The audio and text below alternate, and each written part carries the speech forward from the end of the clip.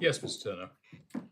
Lords, this is an appeal in proceedings engaging the 1980 Hague Convention as implemented by the 1985 Child Abduction Custody Act. And in this appeal, I represent the appellant mother, leading Miss Scotland, who appears on a pro bono basis, and Mr. Ibra, who represented the mother in the proceedings before the judge at first instance, the judge being Her Honour Judge Sonia Harris, sitting as a deputy judge of the High Court. I'm very much the new boy in the case, having only come into the matter in the middle of last week.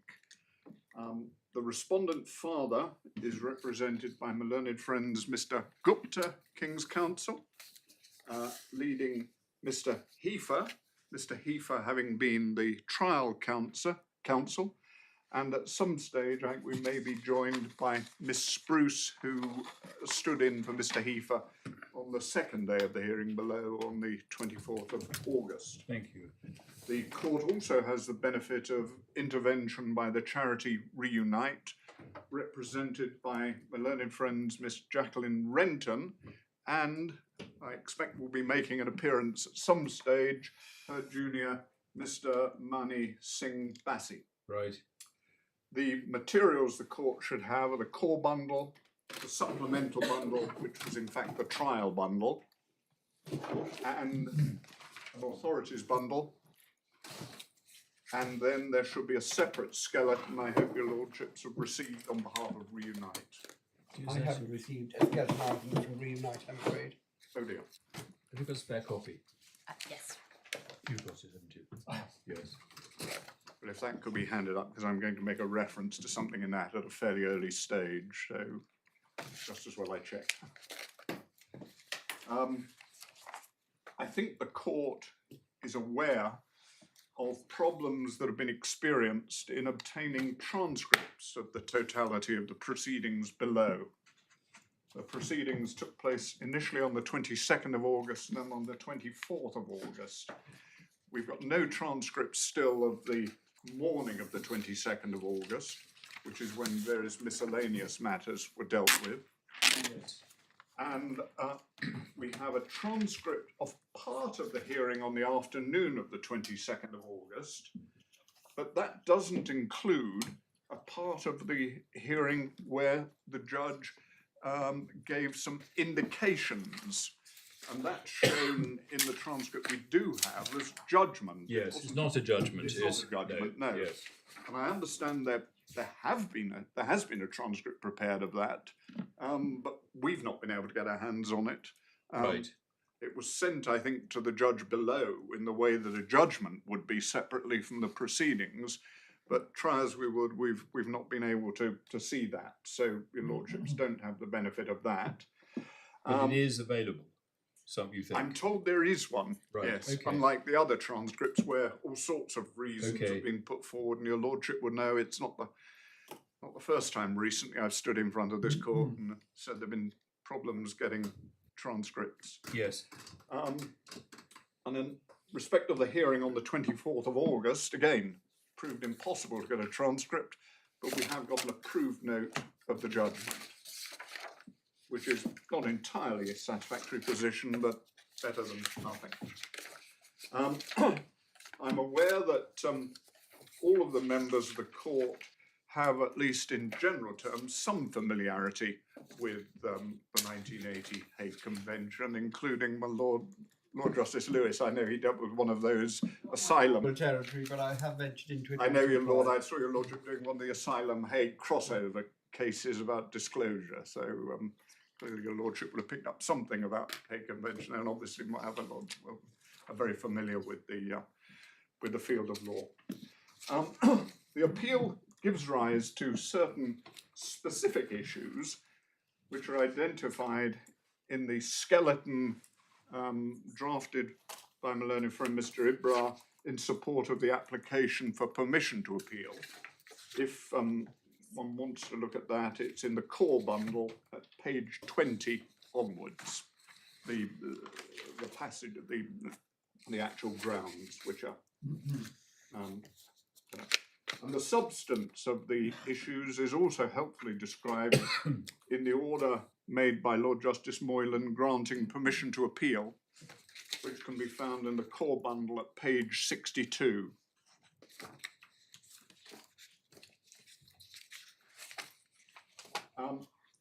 What I'd like to do briefly at the outset is to put those issues in their factual and legal context, because that, I submit, will help to inform the proper approach to these specific issues and explain how the specific issues have arisen. Because quite frankly, the case got into a bit of a mess. It started off a bit of a mess and it didn't get much better. This will all lead me to my ultimate submissions that there was in truth, first of all, no agreement between the parties, no completed full agreement between the parties on the 22nd of August, or consent, if that be different. What there was potential agreement, but it was always subject to specific terms of protective measures being agreed. Although the subsequent order purports to be made by consent. And even if there had been any such consent or agreement, my further submission is that it was wrong to hold the mother to it or to refuse to permit her to resile from any such agreement on the 24th of August in the particular circumstances.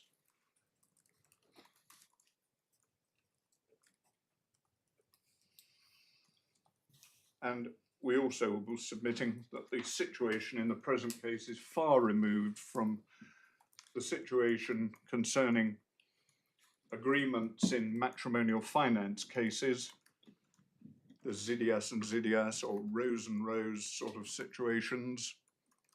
Although even in the matrimonial finance type of cases, the jurisdiction of the court can't be ousted by any agreement, even when the agreement is of the Radmacher type.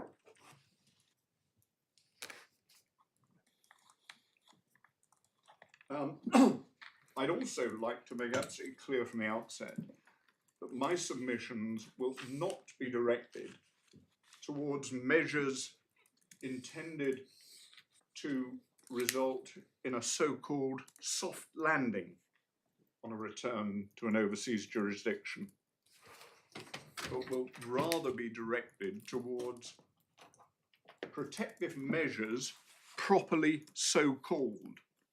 And by that, I mean the sort of protective measures that were explained in the Supreme Court in the Ray E case and are the sort of measures which are necessary if one takes the allegations at their highest under Article 13b, the sort of measures which will sufficiently mitigate the situation so as to take it below the Article 13b threshold.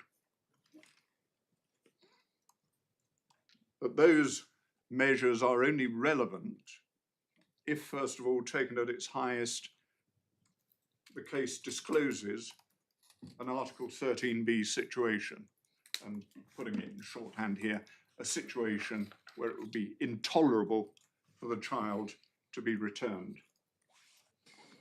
And in that context, I do have some quibbles with various of the ways in which the case is put by Reunite. Can I just take you to an early part of the Reunite? Yes. Does my Lord not have a copy of it? Yes, no. We can share. Share for the moment. I'm so sorry, it's been emailed to your clerk. I don't have a hard copy, I'm afraid. Right, I had to be elsewhere this morning, so I wouldn't have received an email on the morning of the court hearing. I've got a spare copy. Okay. Well, no, I've got it on the screen. Oh, you got it on the screen. Well, Well done. Thank you very much. It's paragraph paragraph 5 on the second page that I'm looking at.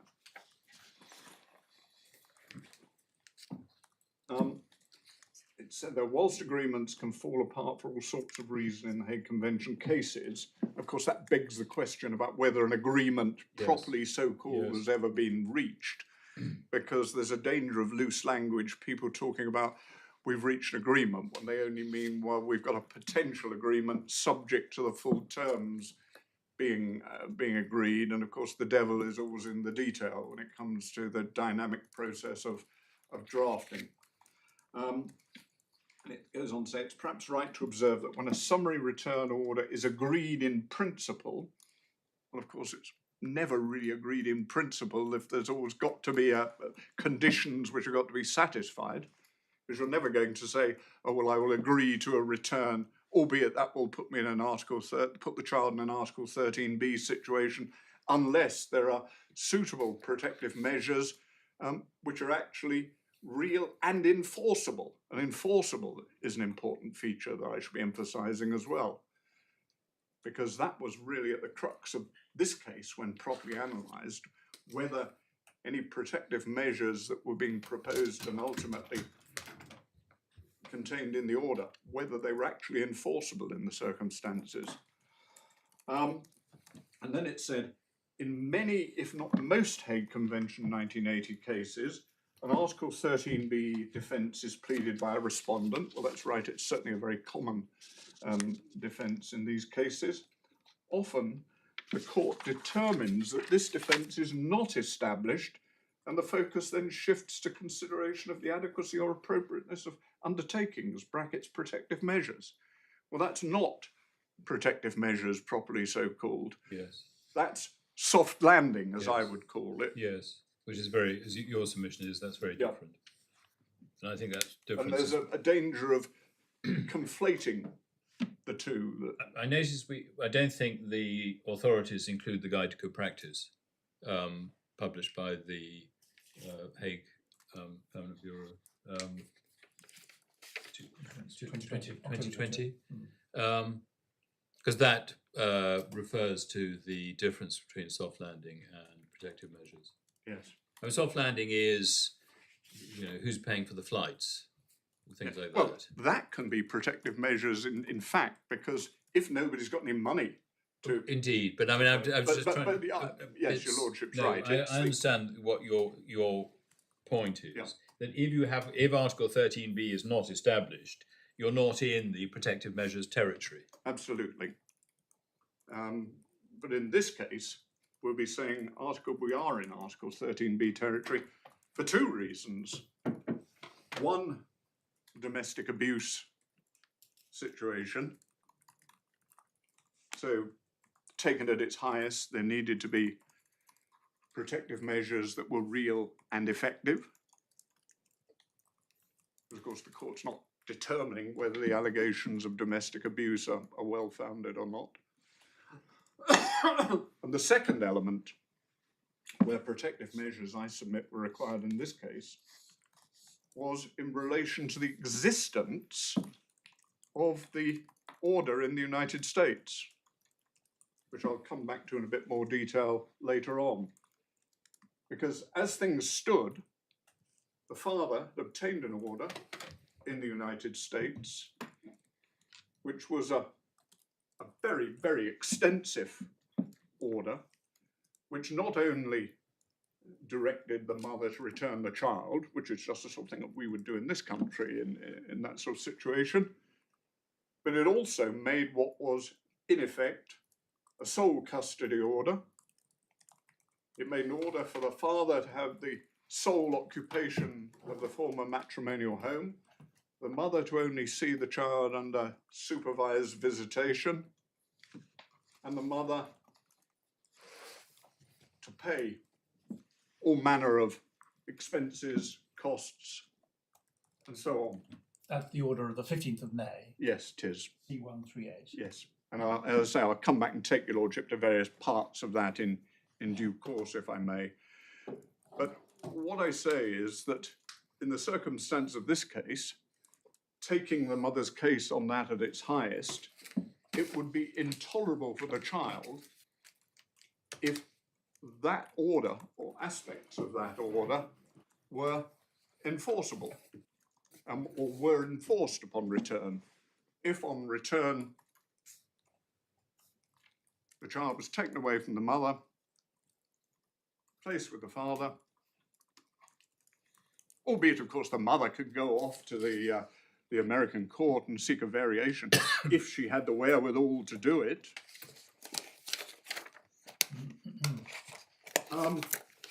Now, as what's said on behalf of the father is, well, I dealt with all of that in the undertakings that I offered and which were accepted by the court in this case.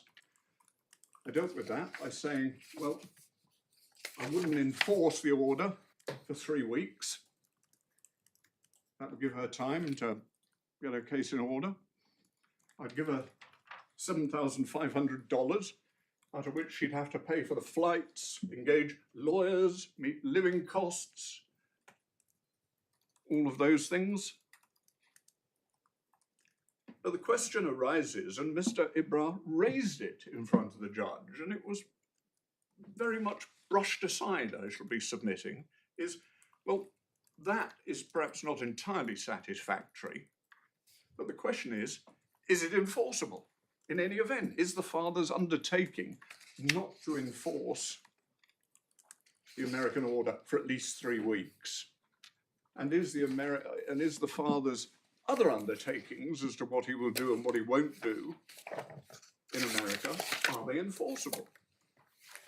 And one knows from experience, I submit, that if one is putting forward protective measures, it's for that party to prove that they're real and enforceable. One knows from experience that America doesn't recognize undertakings. There are also problems in getting funding for in America.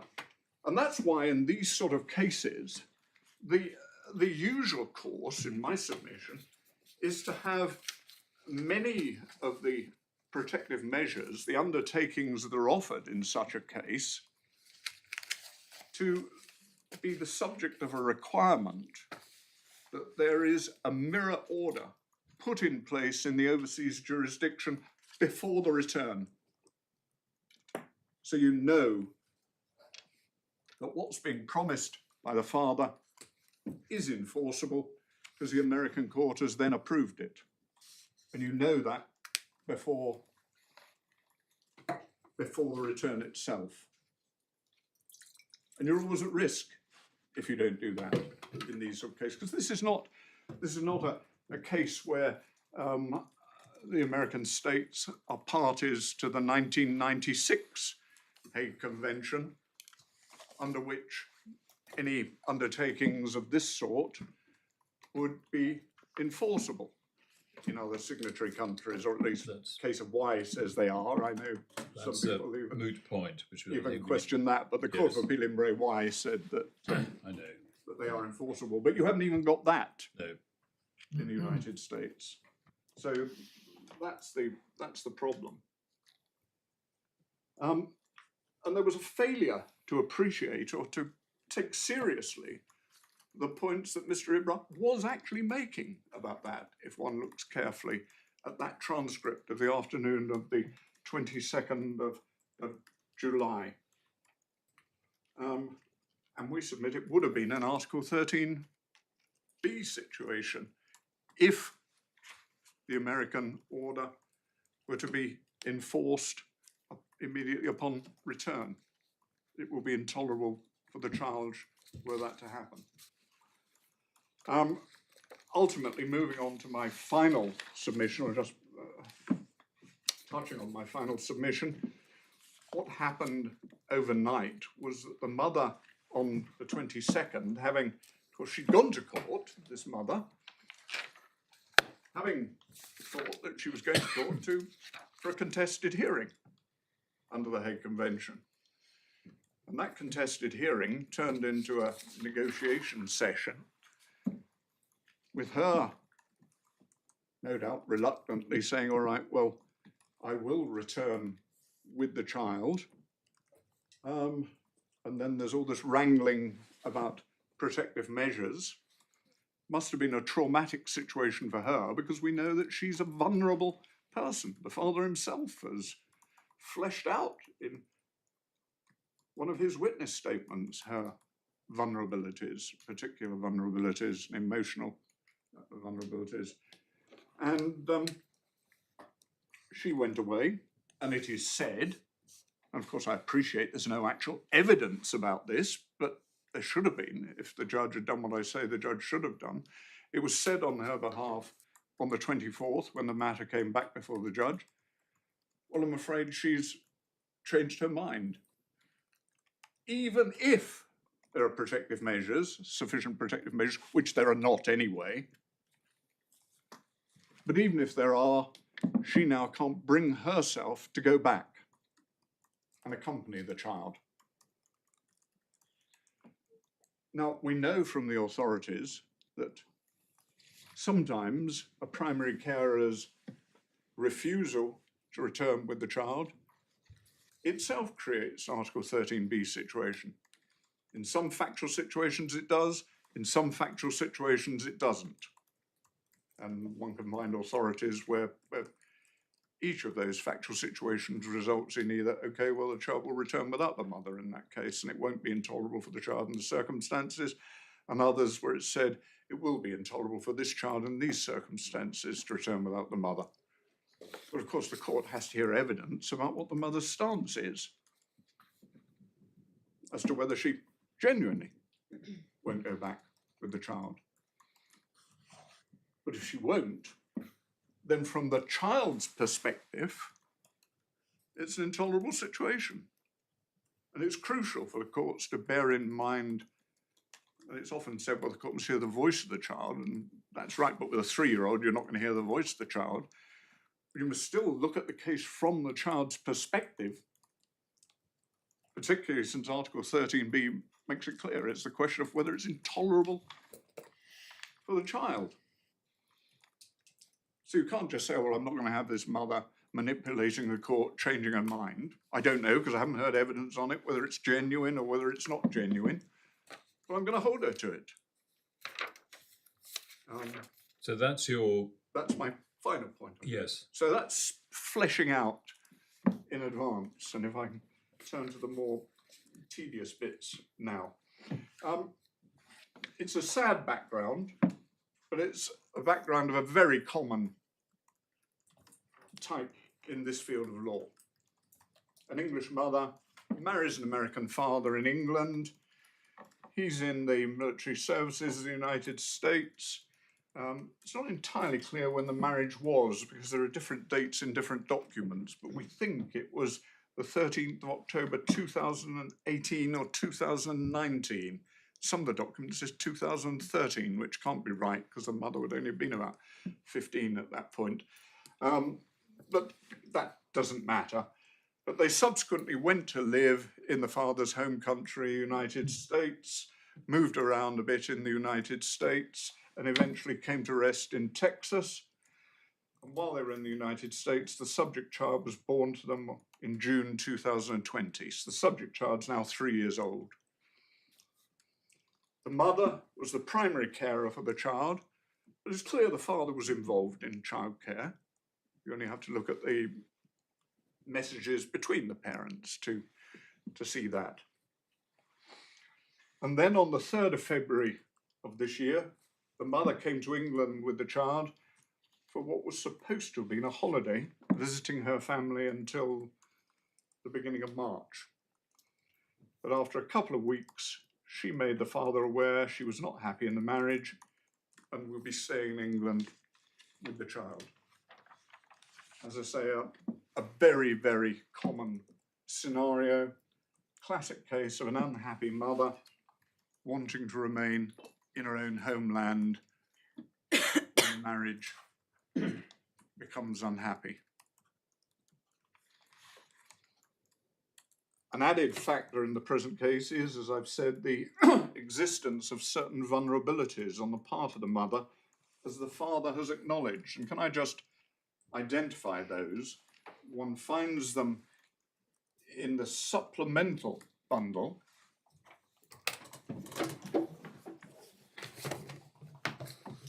And if I can use the, now I've got the e-bundle numbers and the supplemental bundle hasn't got the e-bundle numbers, so I'll have to, hold on, wait a moment, 366. The first of them is in the bundle at C345, and for those who are using the electronic numbers, it's page 366 in the electronic pagination.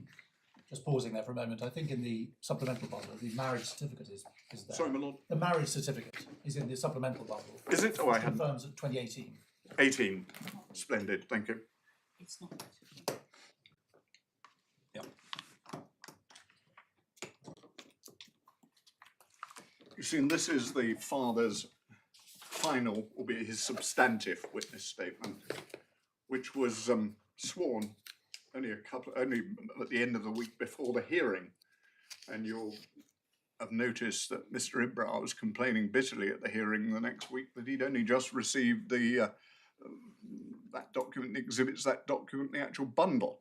And he was saying that it's a bit much to expect me to get to grips with that on the hoof. But it seems to have been regarded as he's trying to filibuster and manipulate the court in complaining about that matter. But anyway, paragraph 2 of the father's witness statement there. The end of paragraph 2, the last 3 lines, the respondent was seen by a medical professional for mental health concerns before leaving on 3rd of February. She was, as far as I understand, prescribed medication and diagnosed with depression and anxiety. So this is to some extent a case a bit like the Supreme Court case of Ray S, where one can demonstrate that the mother had these vulnerabilities and medical problems before she left the overseas jurisdiction. And then at the end of paragraph 3, the last 3 lines, she was much happier and did not have random crying spells or fits of anger or annoyance. I told her on several occasions I was proud she'd seen a doctor about her struggles since she dismissed there was something wrong for so long. If one then turns over to page 346, paragraph 6, I accept that the respondent asked me for a divorce prior to this. So it's undisputed that there had been problems in the marriage before the mother came to England, but this was not due to me being aggressive and violent. So the father denies the allegations of domestic abuse. She asked for a divorce because I suggested she seek medical treatment for ongoing struggle with her mental health. I hereby exhibit MT2 evidence of medical intervention, which she sadly failed to engage. Then paragraph 7, when I returned home, I found that the respondent had written a suicide note and left it in the living room. I rushed into the room to find her with our shotgun in her mouth. Luckily, she did not know how to operate it. She refused to let me take her to the mental health hospital. I accepted this as I did not want to further escalate the situation. At that point, I was able to schedule a visit with a mental health professional. So these are not just minor matters. And then on page C348, electronic 369, paragraph 15,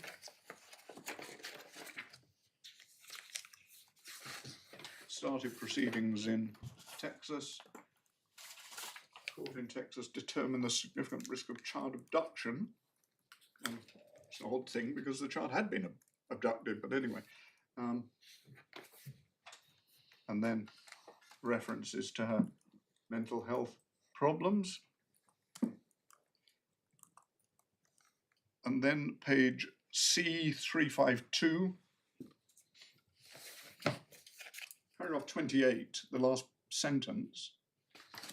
Also, she had no driver's permit because she flew up the roads. And I highlight that because one of the protective measures is the father to make available the family car to the mother. So I don't quite know what the purpose of that is if she doesn't have a driver's permit. But Sorry, what paragraph was that again? Paragraph 28, Thank you.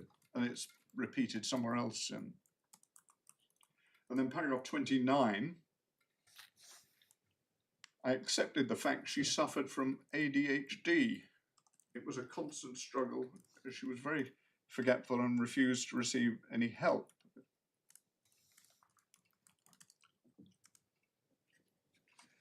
And then the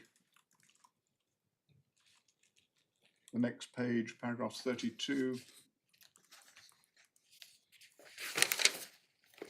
disputes assertions made by the mother. Several times I was unwilling to engage sexually with her because of her worsening mental health.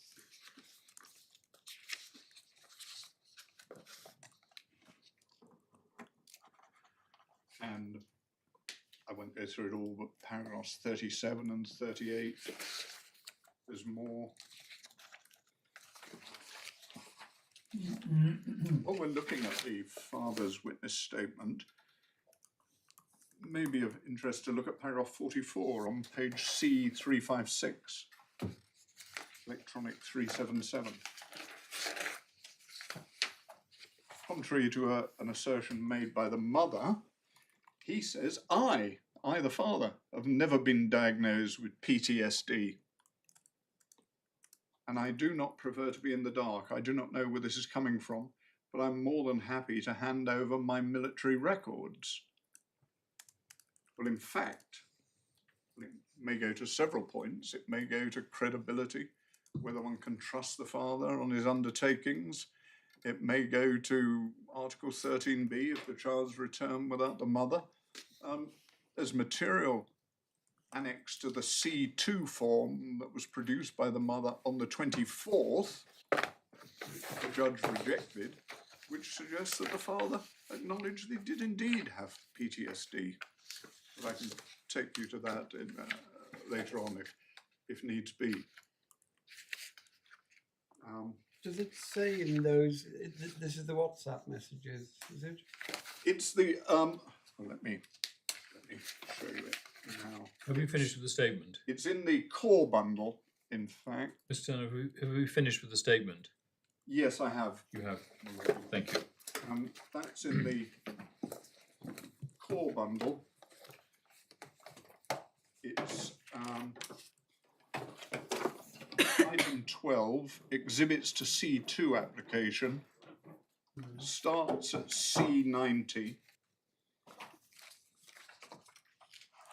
page 91.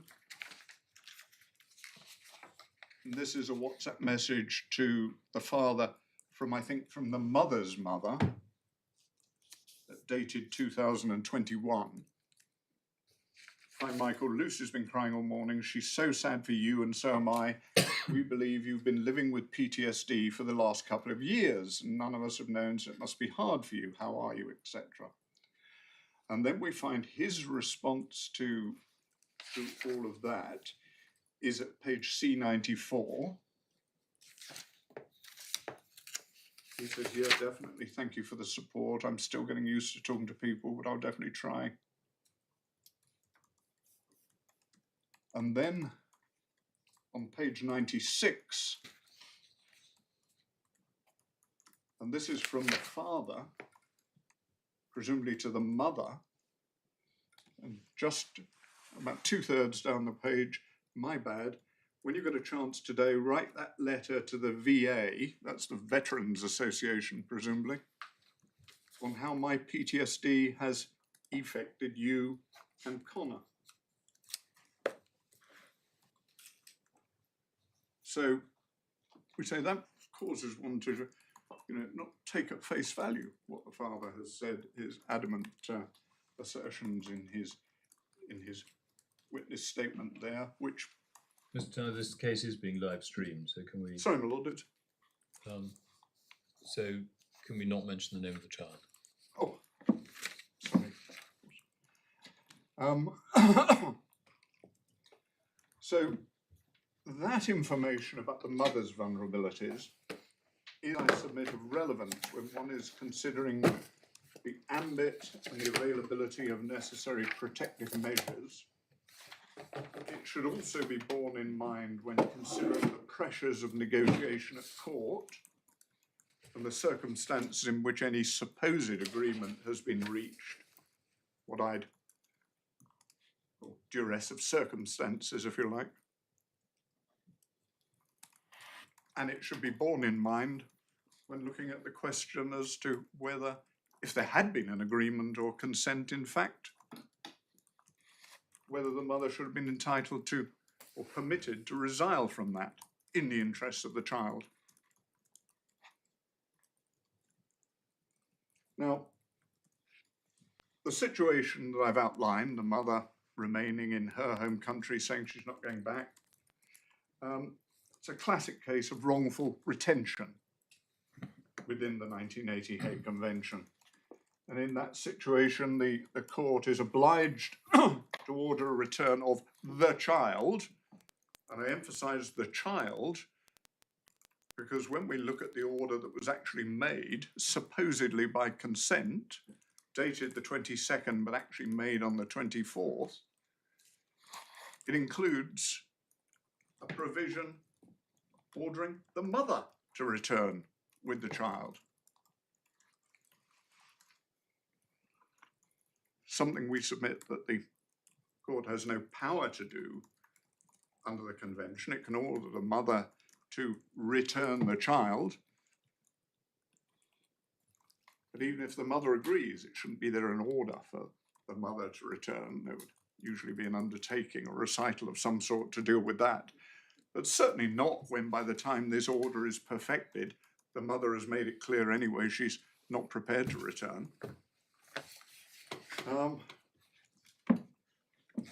So the court's obliged to order a return in a case of wrongful retention unless the matter can be brought within one or more of the exceptions provided for by Articles 12 and 13 of the Convention.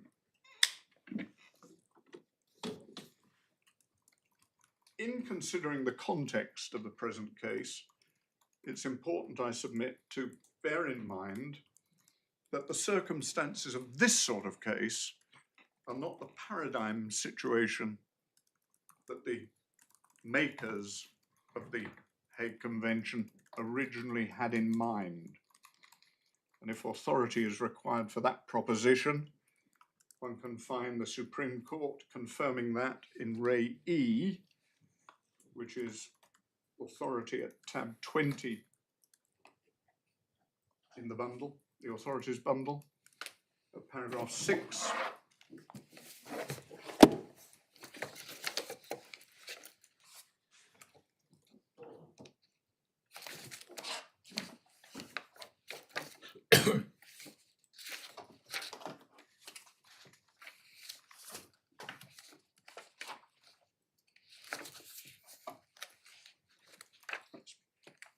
Page 405 using the bundles.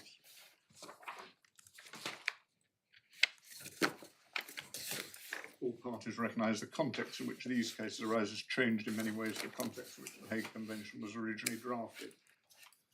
There's every indication the paradigm case which the original begetters of the Convention had in mind was a dissatisfied parent who did not have the primary care of the child, snatching the child away from the primary carer.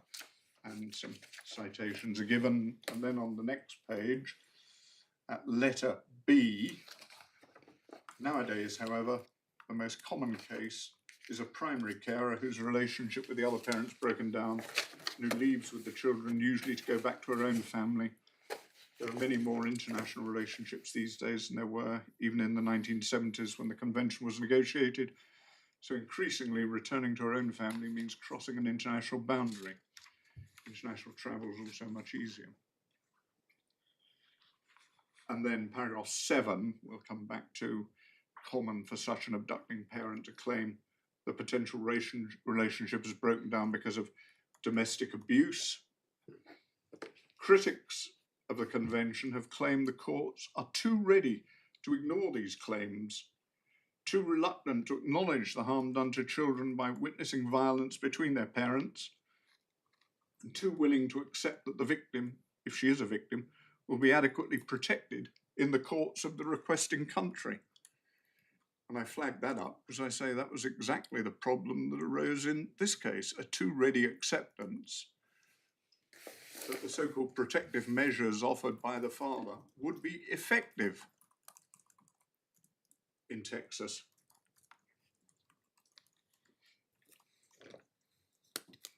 And some articles are cited in support of what's said there.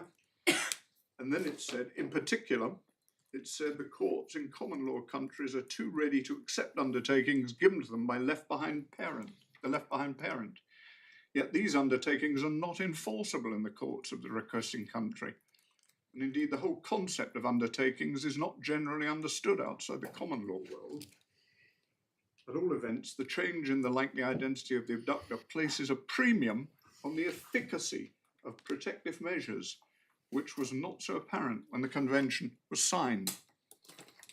And there's the first that I refer this court to, of where the courts, the highest courts, saying something about the need for efficacy of protective measures.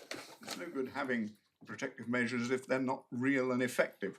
And the court in E goes on to say rather more about that later on, but I'll come back to it. But on the paradigm situation, one can also find X and Latvia, authorities tab 12,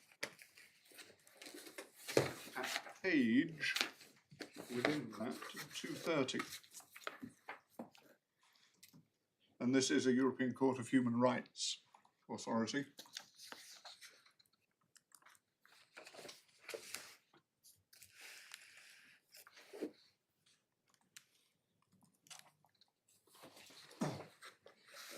At the top of our page 230, internal page 1175, hence the Hague Convention is basically a jurisdiction selection treaty, but it is not blind to the substantive welfare issues concerning the individual child involved, since it imposes an assessment on that child's best interests in Article 13 and of his or her human rights in Article 20. Now, we know that Article 20 hasn't been included in the 1985 Act, but as the House of Lords and the Supreme Court has made clear, it's actually given effect by a side wind through Article 6 of the ECHR. So Article 20 is in effect effective in this country. Only an oversimplistic view of the Hague Convention's general public order purposes and tangible effects on the life of the individual abducted child and his or her parents could support the assertion that this is merely a procedural text. The opposite conclusion is also imposed by the almost universal ratification of the UNC on the rights of the child, which reflects the international consensus and so on. But then, moreover, the sociological shift from the non-custodial abductor to a custodial abductor, who is usually the primary caregiver, warrants a more individualized, fact-sensitive determination of these cases in the light of a purposive and evolutive approach to the Hague defence clauses.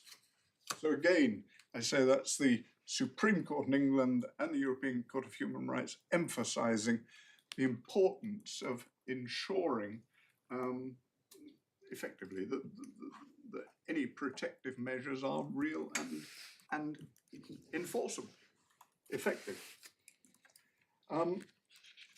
It's important to bear in mind that the purpose of the proceedings is not to blame or to punish what may be wholly understandable conduct by the party who removes or retains the child away from its country of habitual residence.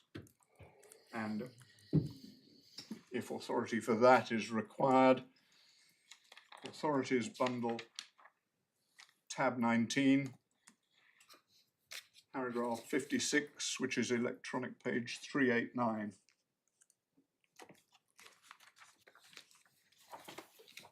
Which is Ray D in the House of Lords.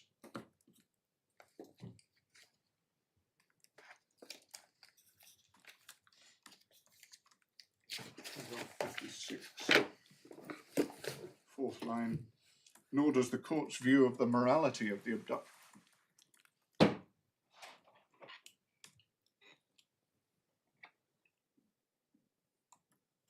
by definition, one does not get to Article 13 unless the abductor had acted in wrongful breach of the other party's rights of custody. Further moral condemnation is both unnecessary and superfluous. The court has heard none of the evidence which would enable it to make a moral evaluation of the abductor's actions. They would always have been legally wrong. Sometimes they'll have been morally wicked as well. Sometimes, particularly when the abductor is fleeing from violence, abuse or oppression in the home country, they will not. The court's simply not in a position to judge, and in my view should refrain from doing so. And I say that because there's a flavour in this case of it being thought that the mother is manipulating the system, she and or her lawyers manipulating the system. It can be said, but I'm going to dispute that, and insofar as it's suggested that particular events in the proceedings demonstrate that, I shall seek to refute that. It's also of crucial importance to bear in mind that although the 1980 Convention doesn't apply a child welfare test as such, and I know this is trite law to those who do these cases all the time, but it's important to bear it in mind. No, we're not interrupting you, Mr. Turner. I'm just waiting for your lordship to say, I know all this, Mr. I'm Turner. not interrupting you at all. So, but it's important in this sort of situation to bear all these points in mind, to give context. The focus, even though it doesn't apply a child welfare test as such, the focus of the proceedings is nevertheless on the welfare of the child.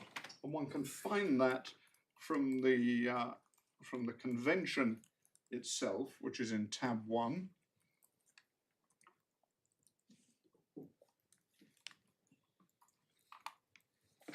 The states to the present, right at the top, the states signatory to the present convention firmly convinced that the interests of children are of paramount importance in matters relating to their custody. So the whole convention is directed to protecting and promoting the interests of children. And if one looks then at the explanatory report by the rapporteur, Professor Perez Vera, in Authorities tab 2, paragraphs 20 and then 25 onwards, electronic page or page 17. The bottom of the right-hand column, paragraph 20, importance attached to the interests of the child.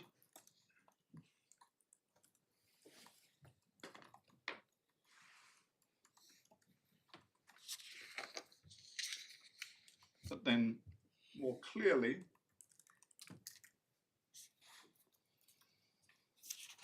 paragraph 23,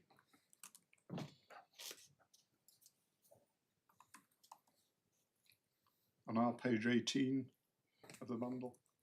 For these reasons, among others, the dispositive part of the convention contains no explicit reference to the interests of the child to the extent of their qualifying the convention's stated object, which is to secure the prompt return of children who have been wrongfully removed or retained.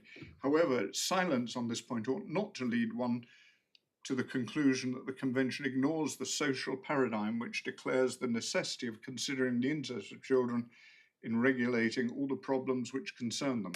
On the contrary, right from the start, the signatory states declare themselves to be firmly convinced the interests of children are paramount, etc.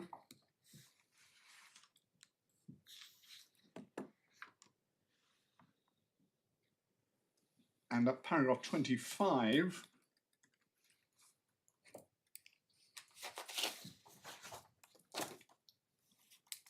the last sentence of paragraph 25, for the most part, these exceptions, and that's the exceptions in Articles 12 and 13, these exceptions are only concrete illustrations of the overly vague principle whereby the interests of the child are stated to be the guiding criteria in this area. And then we go back to the Supreme Court in Re E, tab 20.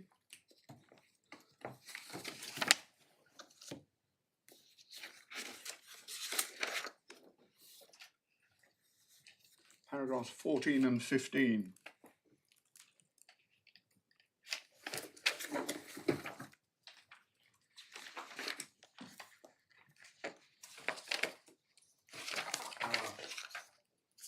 Pages 408 and 409. On the other hand, says Lord Wilson and Lady Hale in their joint judgment, the fact that the best interests of the child are not expressly made a primary consideration in the Hague Convention proceedings does not mean they're not at the forefront of the whole exercise. The preamble to the Convention declares the signatory states, and we've looked at that. Then there's reference at the end of paragraph 14 to the explanatory report. Paragraph 15, nowhere does the Convention state its objective is to serve the best interests of the adult persons. And we know that the Convention is drafted on the basis that it's presumed that it's in the best interests of children generally and of individual children for them to have their future determined in the country of their prior habitual residence. But we know that that's a rebuttable presumption, and that's the reason for the exceptions, and the exceptions are all welfare influenced.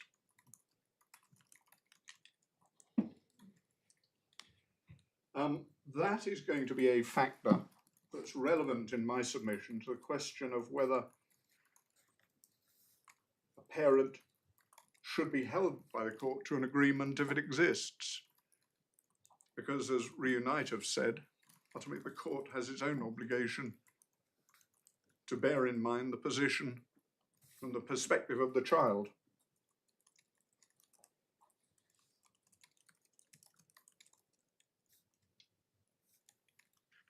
And as to the perspective of the child, back to Ray D, Authorities 19, paragraph 60, page 390 in the bundle.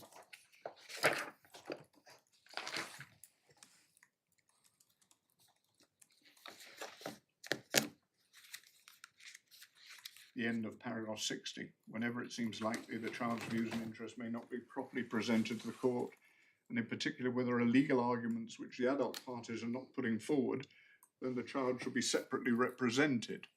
Well, the child wasn't separately represented here because it tends to be thought that you only have representation when you're looking at children's wishes and feelings. But in fact, in every case where an exception is prayed in aid, the court's nevertheless obliged to look at it from the perspective of the child, because you're being asked in Article 13b to consider whether a return would place the child in an intolerable situation, or whether there are sufficient protective measures to reduce that below the threshold of intolerability.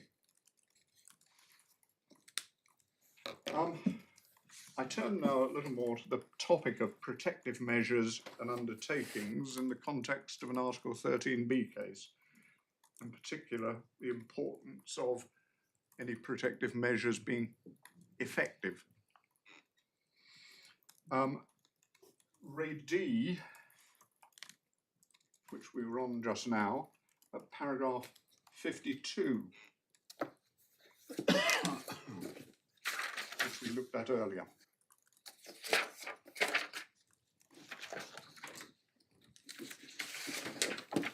And the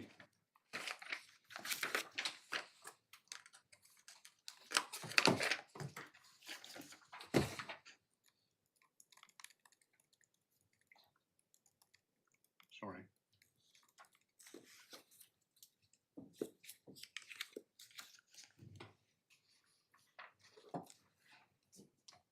There's a passage there where it said that the Hague Convention, which is intended to protect children, shouldn't be permitted to be an instrument of harm. It's the last sentence. Yes, thank you very much. Yes, indeed, the last sentence of 52. And I think you're referring to the last three sentences. I am actually. indeed. Thus, it has to be shown that those Thus it has to be shown those arrangements will be effective. And at the top of the page, the English courts have sought to avoid placing the child in an intolerable situation by extracting undertakings from the applicant as the conditions in which the child will live. The fact that this will usually be sufficient to avoid the risk does not mean that it will invariably be so. Thus, it has to be shown that those arrangements will be effective to secure the protection of the child. And that topic was further addressed by the Supreme Court in Re E, Authorities, tab 20. I'm looking at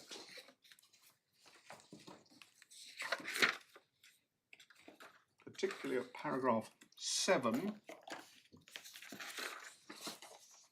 which is our electronic page I think we looked 406. at that already, didn't we? This is the you're looking at the end of paragraph 7. I am indeed. A premium on the efficacy of protective measures. Yeah. As I said, So that's a part we looked at yes, we already. did. And paragraph 26.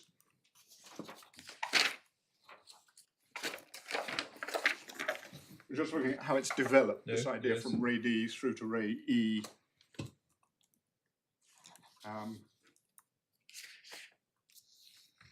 26. It's letter D. What has to be said is, although contrary to what the European Court seemed to have been saying in a case called Newlinger, the Hague Court doesn't have to conduct a full welfare examination. Nevertheless, in every Hague Convention case where the question is raised, the national court does not order return automatically and mechanically, but examines the particular circumstances of this particular child in order to ascertain whether a return will be in accordance with the convention. And then paragraphs 34 to 37, which are probably the most quoted the passages from Ray E. And the court there is examining the Article 13b exception, defence, whatever one chooses to describe it as, and the problem that exists of, well, how do you in what's supposed to be a summary process answer the question of whether there has been or whether there would be a situation of either domestic abuse or any other situation that would create an intolerable situation for the child? How do you deal with that in a summary process? And some of the things that were accepted by the court there are quite important. Letter C, Mr. Turner accepts that if there is such a risk, the source of it is irrelevant. So if there is a risk of an intolerable situation for the child, the source is irrelevant. And that's become very important because in the old days, it used to be said, for example, if an abducting mother who's a primary carer refuses to return with the child, then that doesn't engage Article 13b because it would, to use the words of Lady Justice Butler Sloss in one of the old cases, be driving a coach and four through the convention. But nowadays, it's been recognised that one's not penalising the abducting parent, one is actually looking at the effect on the child. So one is not looking at the source of the risk, one is looking at the reality of whether there's a risk. And of course, if a primary carer of a baby in arms doesn't return, that certainly does ring alarm bells as to whether there would be an intolerable situation. However, one may want to criticise the primary carer. The focus must be on the child. And then, just above letter E, Mr. Turner accepts, and all of this accepting, it was held in a subsequent case, Ray S., that the court was approving my acceptances in that case. It wasn't just quoting my acceptances. But I think you're starting in the middle of that paragraph. So that's more Yes, indeed. importantly. The situation which the child will face on return depends crucially on the protective measures which can be put in place. To secure that, the child will Yes. not be called upon to face an intolerable situation. Crucial place of protective measures. Mr. Turner accepts that if the risk is serious enough to fall within Article 13b, the court is not only concerned with the child's immediate future, because the need for effective protection may persist. And then paragraph 36, the tension between the inability of the court to resolve factual disputes and the risk the child will face if an allegation is true. Mr. Turner again submits that there is a sensible and pragmatic solution where the allegations of domestic abuse, I pause there to say any other allegations that raise Article 13b, if taken at their highest, the court should first ask whether, if they are true, there will be a grave risk the child will be exposed to physical or psychological harm or otherwise placed in an intolerable situation. If so, the court must then ask how the child can be protected against the risk, the appropriate protective measures and their efficacy, what word efficacy again, will obviously vary from case to case and from country to country. This is where arrangements for international cooperation between liaison judges are so helpful. Without such protective measures, the court may have to do the best it can to resolve the disputed issues.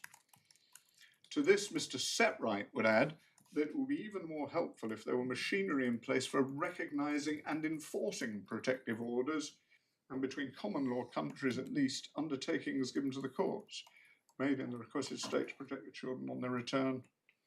And then 3 lines from the bottom, the end of that. We therefore take this opportunity to urge the Hague Conference to consider whether machinery can be put in place whereby the court of a requested state identifies specific protective measures as necessary.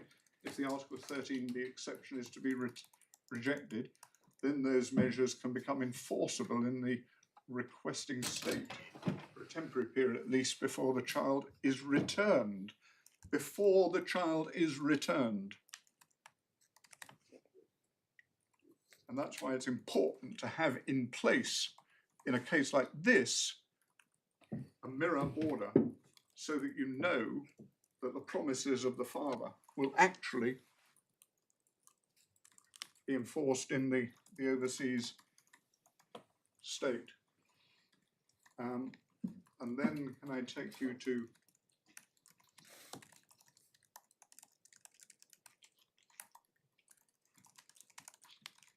paragraph 52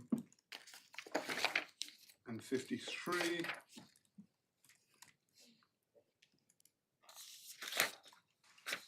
In summary, therefore, the whole of the Hague Convention is designed for the benefit of children, not adults.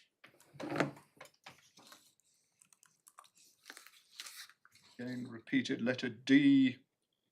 Summary process doesn't mean the decision must be arbitrary or mechanical.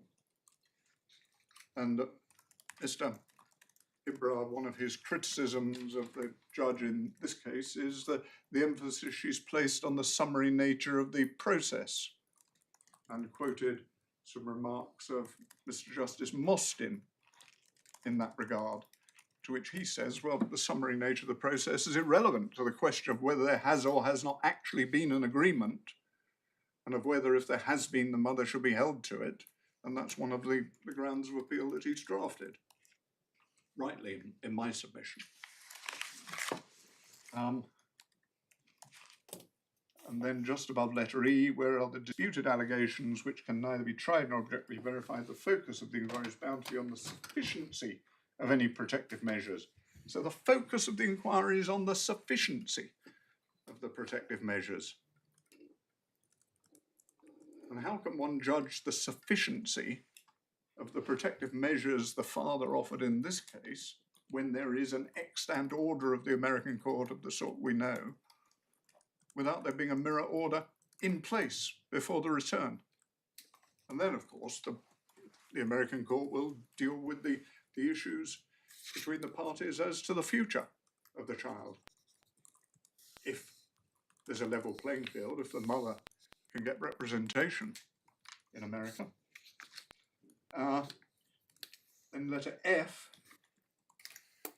parties should be able to negotiate the least detrimental solution for them with the help of a skilled mediator if they need it, and reunite in their intervention, highlight the potential importance of pointing the parties in these cases towards mediation at an early stage, because even if mediation doesn't succeed in resolving the case, it may identify at an early stage what the real issues are in the case.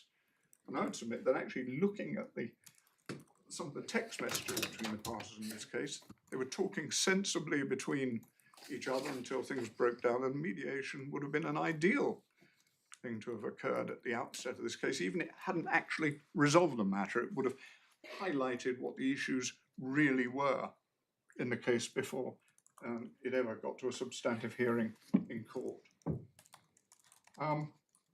There are cases where it's been held that there are no effective protective measures. Re-S was one of those. We needn't go to that because that was one where the mother's subjective perception, albeit there was evidence to support it, was such that she was unable to bring herself to return. And the court held there that it was not in the interest of the child. It would create an intolerable situation for the child to order a return there. Importantly, protective measures, real and effective. We've already looked to see what's said about that in Re D, the House of Lords, what's said about it by the Supreme Court in Re E. A Court of Appeal case that's often quoted in this context is Re GP. Authorities tab 9.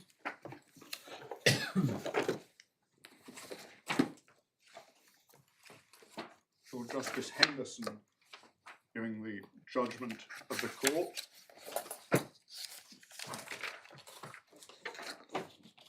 Particularly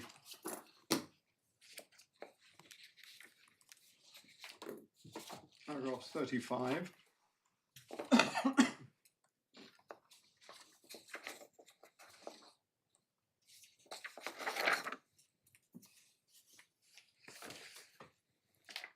This is one where there was a real risk of criminal proceedings against the mother if she returned. There were two real issues here: engaging in protective measures, potential criminal proceedings, and where the mother was going to live, how she was actually going to survive on a practical day-by-day basis.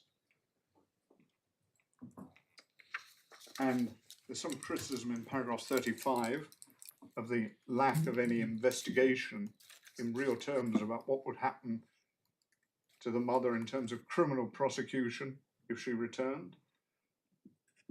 And then paragraphs 37 and 38 accommodation and financial resources.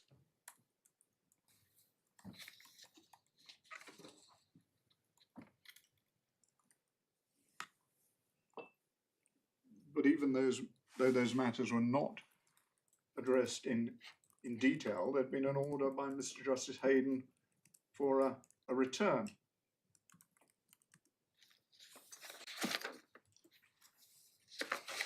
And if we look at paragraph 52,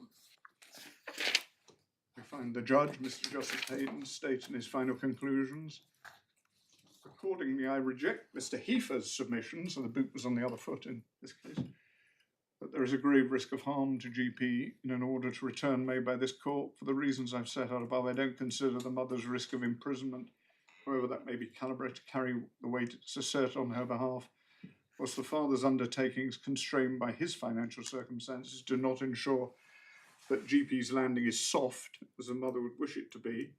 I'm satisfied it offers sufficient reassurance. Well, there again, we had this soft landing, whereas what we should be looking at is, will it be such that there will be an intolerable position for the child if there is no wherewithal to provide for the child in terms of housing and funding? And then an important phrase,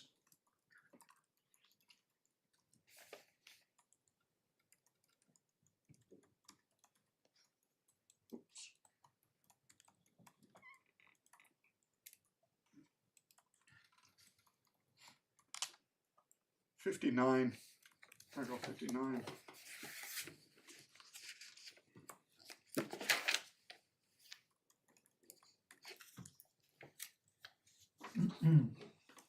And I say that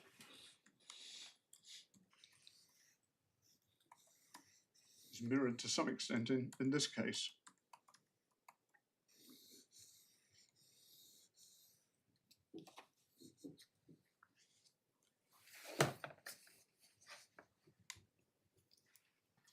Then the words that are often quoted from paragraph 61, in order to decide whether this test was satisfied, it was, in my opinion, necessary for the judge to examine in concrete terms the situation that would actually face GP on her return to Italy. What would happen when she and her mother stepped off the plane? Would the mother be arrested? Where would they go? What would they live on? And here I ask, what will happen if the mother went back with the child here? They stepped off the plane. Would the father seek to implement the existing American order straight away? What would there be to stop him doing that? Unless there'd been a mirror order in advance of the return. And paragraph 62, these are matters that need careful examination. And if the paragraph 62, if the judge felt he had insufficient information to answer questions, he should have adjourned the hearing so more detailed evidence could be obtained. Because there's a balance that has to be struck between the need to deal with these cases expeditiously and the need to obtain a just result, particularly from the perspective of the child.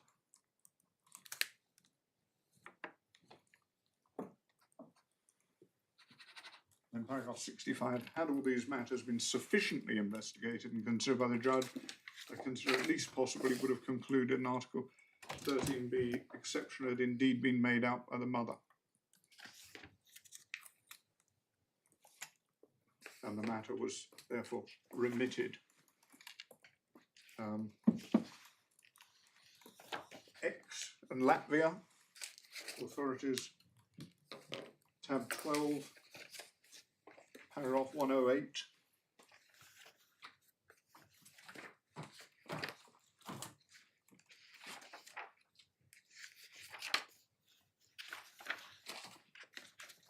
The bottom of paragraph 220 in the electronic or in our pagination of the bundle. Furthermore, as this is the European Court again, furthermore, as the preamble to the Hague Convention provides for children to return to the state of their habitual residence, the courts must satisfy themselves that adequate safeguards are convincingly provided in that country, and in the event of a known risk that tangible protection measures are put in place.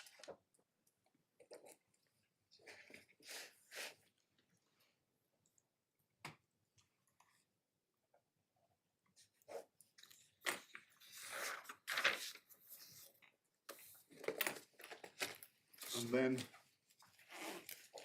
judgment of the Court of Appeal in which my Lord Justice Moylan gave the decision. Re B, authorities, tab 18.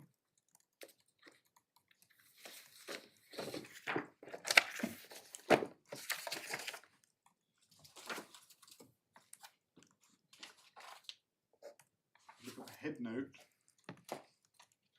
Second page of the head note, electronic page 338.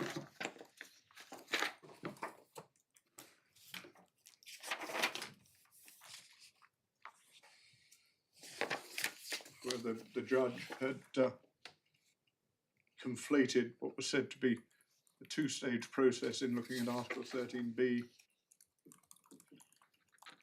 So unless the judge could confidently discount the possibility the allegation gave rise to a grave risk, the judge might fail properly to evaluate the nature and level of the risks if the allegations were true, and or fail properly to evaluate the sufficiency and efficacy of the protective measures. So once again, emphasis on sufficiency and efficacy, and that's actually dealt with substantively at paragraph 80 in that judgment, but I probably don't need to take you actually to that paragraph itself. Page 364.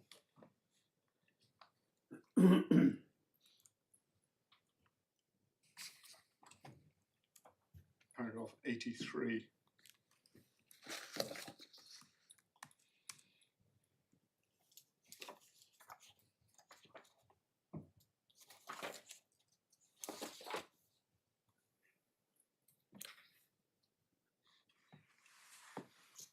Right, and of course, Article 6 of the ECHR, which stands in the place of Article 20 of the Hague Convention, human rights, right to a fair trial.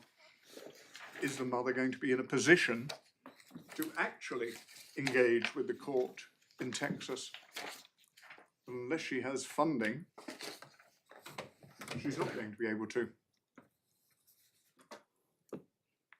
And the only funding that the undertakings require to be put in place before the return is $7,500, which is supposed to include cost of the flights, cost of legal representation in America, living generally. Now, all of this, I emphasize again, is nothing to do with soft landings, but to do with whether Article 13b would be satisfied, taken at its highest, the situation in the absence of those protective measures in an effective and enforceable way. So let's look at that then in the context of the proceedings between these parties. What might have been a good idea, as I said at the outset, was mediation, but they don't seem to have been pointed in the direction of mediation. Would mediation have been appropriate in the case where domestic abuse was such a strong feature on your case? Sometimes, sometimes not. I mean, I've never quite understood why, because there are different forms of mediation. I mean, Reunite will be able to help us on that, because Reunite have a mediation arm that often deals with these cases. But it's difficult to see why, if one is going to have a return despite, or potentially have a return despite allegations of domestic abuse, why mediation shouldn't assist in the same way as court proceedings and protective measures. The father, as we know, initiated proceedings in the court in Texas and obtained what is headed as temporary orders on the 15th of May. That's in the supplemental bundle. We'd better look at that.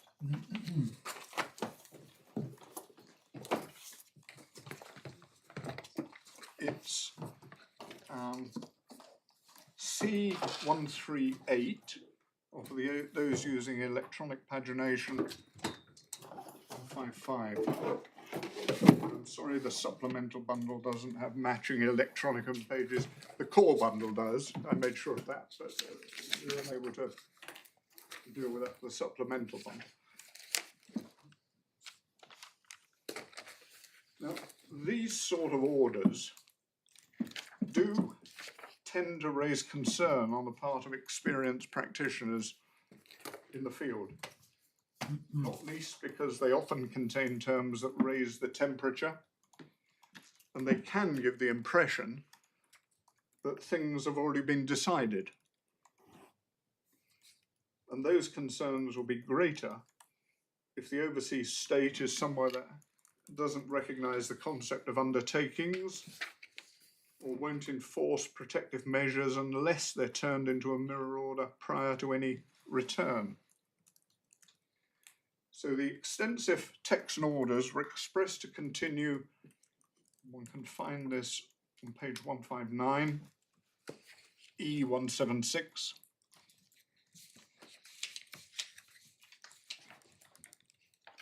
C159? Yeah, C159. The duration of the temporary orders continue in force until the signing of the final decree of divorce or until further order of this court. But it's all very well having the right to apply for another order in the meantime, if you haven't actually got the wherewithal in terms of lawyers or funding for lawyers to do that. So let's look at the nature of some of those texts and orders. The C139, under the subheading Risk of International Abduction, the court finds that credible evidence has been presented as a potential risk of the international abduction. Well, not just a risk, he's been internationally abducted already. The court further finds that, and then about halfway down the page, respondent has strong familial, emotional, or cultural ties to another country, United Kingdom. Respondent lacks strong ties to the United States. Respondent has ties to the United Kingdom. A, the United Kingdom presents obstacles to the recovery and return of a child who is abducted to the country from the United States, which is a curious thing one might think, where the only obstacle is the operation of the 1980 Hague Convention, to which the United States and all its states are parties as well. So quite what that's intended to reflect, but it doesn't look a happy recital to someone who's on the receiving end of it. B, the United Kingdom has no legal mechanisms for immediately and effectively enforcing an order regarding the possession of or access to the child issued by Texas. So one could put at the end of that, and vice versa.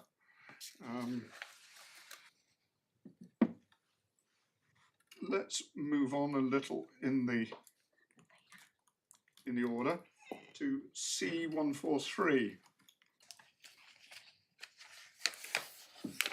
The bottom quarter of the page, it's ordered that the mother shall execute a bond or security in the amount of $4,000 to offset the costs of recovering the child if the child's abducted again in future. So there we are. First of all, there's an effective order at the moment that states if the mother returns to the child, she's got to deposit a bond of $4,000. Well, where's she to get that from?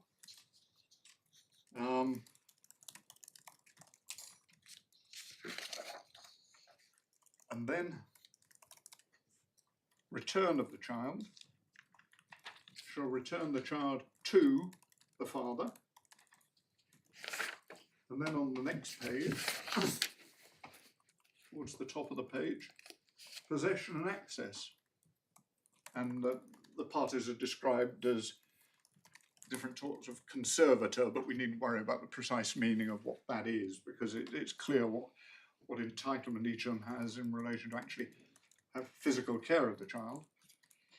And it then says, in the second paragraph under modified possession order, due to the mother's conduct, including but not limited to the court's concern regarding letters that were admitted into evidence and are attached to this order as Exhibit B, is ordered the mother, as possessory conservator, shall have supervised visitation with the child at a time and date to be agreed by the parties. This visitation shall be supervised by an adult approved by the father or at the family support services.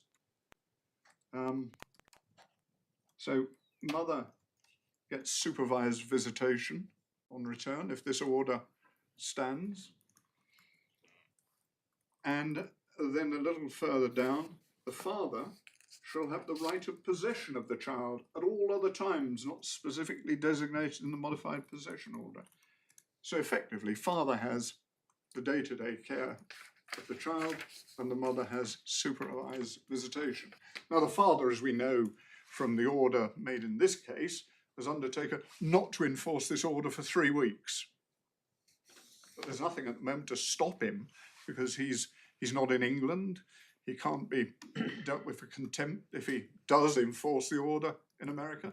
The American court won't pay any attention to the undertakings, or at least as a matter of law, won't pay any attention. Whether in fact it will or not depends, I suppose, on the particular judge. But there's nothing to compel.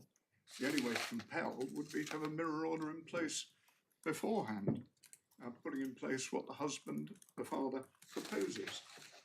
162, the centre of the page, child and medical support. Order that the mother pay to the child for the support of the child $127.54 per month. Or will she get the money for that one? Again, at the moment, immediately enforceable on return.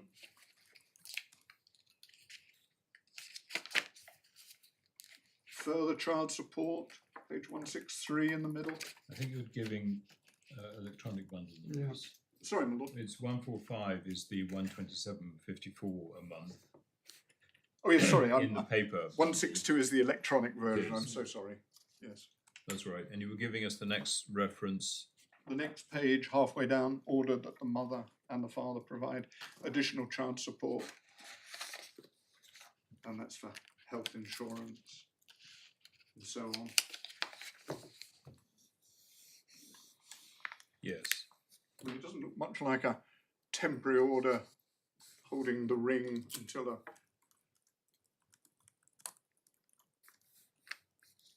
Just I'm looking at the time, and I yes, think indeed. One ought to bear in mind in this, there's possession of the page C153, electronic page 170, numbered paragraph 6. Mother enjoined from approaching the child need location other than the supervised visitation. 154 in the middle. Authorising peace officers for the state of Texas to use reasonable efforts to enforce the terms of the order. C155, property of the parties.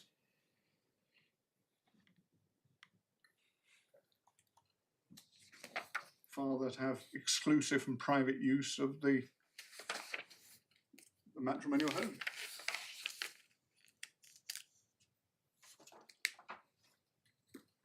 And the mother is then enjoined at the bottom of that page from doing all sorts of things, which include on page C156, paragraph 13, which effectively freezes her assets. Albeit there's an exception on page C158. And at the bottom third of the page, she's specifically authorised to spend money on necessary living expenses and so on. But of course, she's got to get an attorney's fees, but she's got to get the money from somewhere to do that first. So that's the extensive text and order. Her response, which is C394, she didn't respond. She sent she'd been sent notice of that hearing, and by the time she responded, the hearing had already taken place. But for what it's worth, her response is at C394.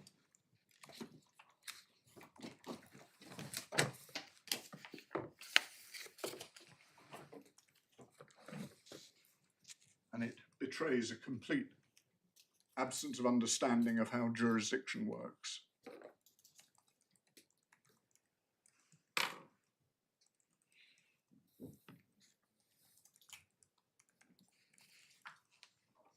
But of course, the American court had jurisdiction, just as if the roles were reversed in England, the English court would often, in this situation, make an order. It would often make an order ordering the abducting party to return the child. So it wouldn't usually go further than that in terms of any substantive orders. But there we had the mother showing a failure to appreciate jurisdiction. But why should she? Well, do we know anything about how the letter came into being? Did you have legal I don't, advice I'm or afraid. anything? Because I can't assume, or one can't assume, that why should she assume things about jurisdiction if we don't know whether the letter was written on advice or not? No. It does have the flavour of something which has got advice in the background, doesn't it? But I don't know. But when we turn in due course to the mother's first witness statement, that seems to betray a lack of understanding of the Hague Convention itself, and indeed of protective measures. But the father then did initiate the Hague Convention proceedings in England, and dates are perhaps important because there were a number of ex parte hearings before the mother was eventually located and served. There was a bit of a mess with that because the tipstaff failed to tell anyone that the mother had been located. And the first inter partes hearing was before my Lord Mr. Justice Cobb on the 20th of July.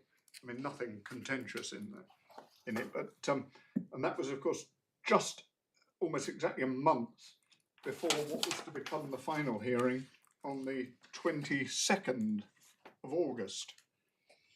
So we have at B59, that first inter partes order made by Mr. Justice Cobb. Neither party seems to have been represented by counsel at that hearing.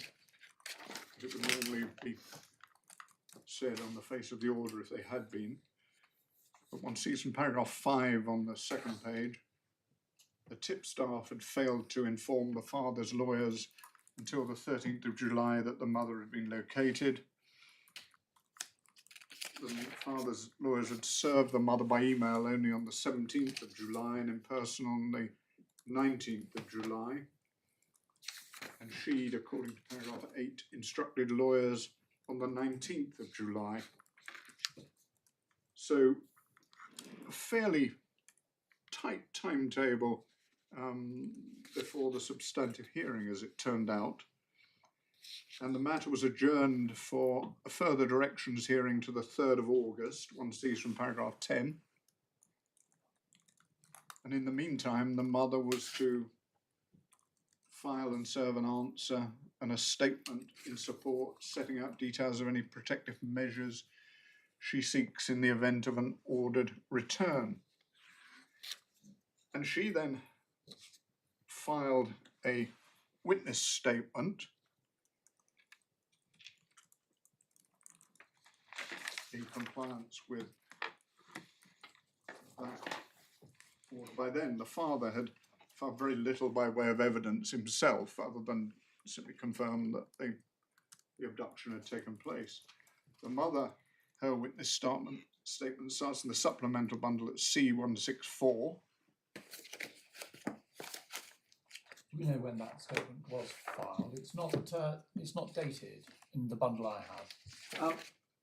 No, they often don't seem to put dated versions in for some reason. But what does it say on the index? It says 31st of July on the index, so I assume someone's taken that from somewhere.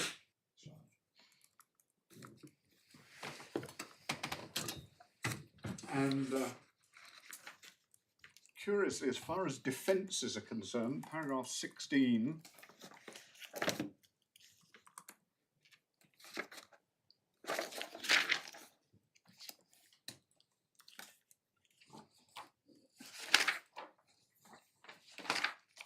she says in the top of the page, in response to paragraph 16, I dispute the making of a return order on the basis our son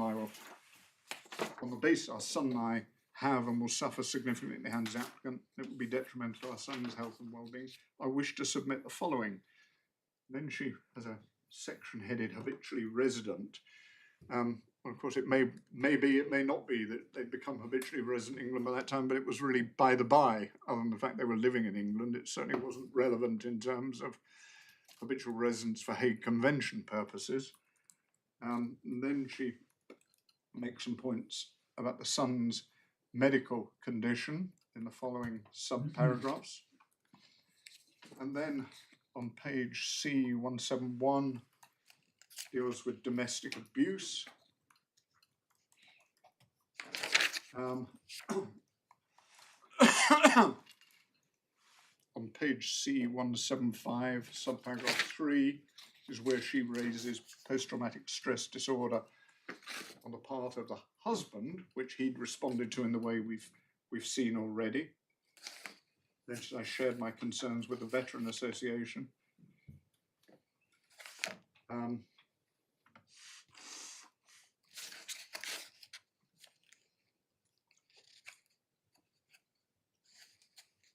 And then in paragraph 19, she says, I refute the child is wrongfully retained in the UK from the USA as we travelled to the UK with consent.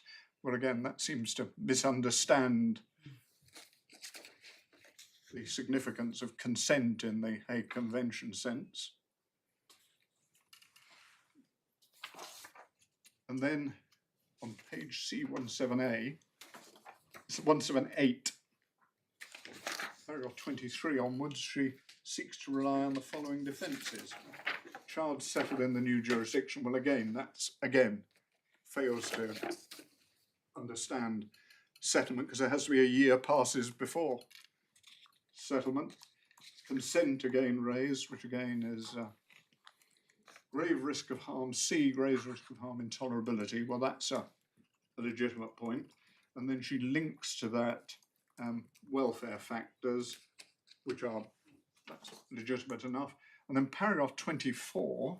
She had legal, she had instructed legal representatives by this stage, had she? She had lawyers. Well, she had lawyers, she'd instructed lawyers on the 19th. The 19th, yes, that's right. So the order of Mr. Justice Cobb says, Yeah. and that obviously come from the mother herself, presumably, who was. And then protective measures. Well, again, when one has experience in these sort of matters, there's a sort of what's become an almost standard list of protective measures that one seeks in this situation, particularly where there's already been an order in the overseas jurisdiction. But it involves things like accommodation overseas. It involves not removing the child without an order. It involves, if necessary, obtaining a mirror order beforehand, but nothing of that here. It's all just, it looks like a standard English non-molestation order. But anyway, that's what the mother was saying. Happily, by the time Mr. Ibrah became involved in the substantive hearing, what he was seeking was much more the... Should we go to that now? So, because then I'm looking Yes. at time. Yes. Is that where you were going next? There were further directions then, Mr. Kendrick, for evidence. Can I just take you to that? B62.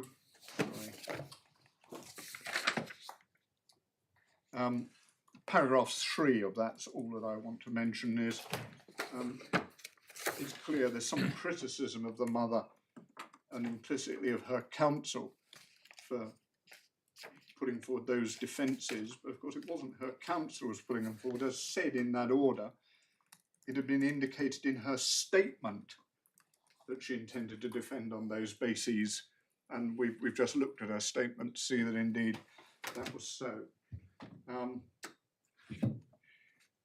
Then we had the hearing on the 22nd of August. The morning was taken up with various miscellaneous applications. I would submit it's not fair to characterise those as being anything other than genuine, and if necessary, Mr. Ibrah can deal with those with the court, but I doubt that's going to take us any further anyway at this stage.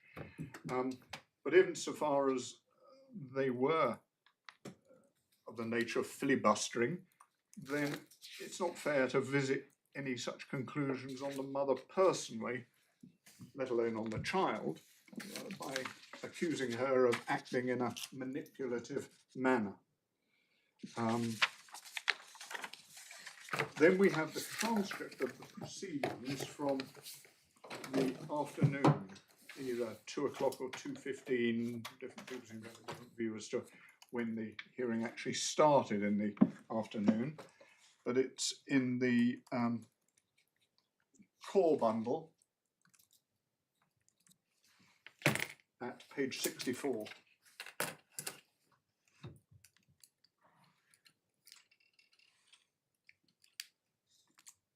Yes. Sorry, I've just turned up the authorities bundle by mistake. And we have that transcript there. And it starts off with Mr. Ibrah saying, confirming there have been some constructive developments, constructive discussion, and we have reached what we believe is largely, and I underline the word largely, not completely, an accommodation on most issues. So the agreement, as I understand, is mother will return on terms, and those terms broadly are, and then sets out some of those terms. But it has to be said that it's, or I would submit, that it's artificial to divorce the supposed preparedness of the mother to return from the conditions upon which she be prepared to return, because they're part and parcel of one whole. It's not being said she'll return come what may. And Mr. Ibram, in his skeleton argument, addresses that rather more carefully as potential agreement, which is, as I submit, if one looks at it in a realistic way, that's clearly what it was, because you can't say, oh, well, mother is going to return come what may. And indeed, it's apparent from what goes after that there must be suitable protective measures to address the sort of points that are in the authorities, which I've gone through. And we can go through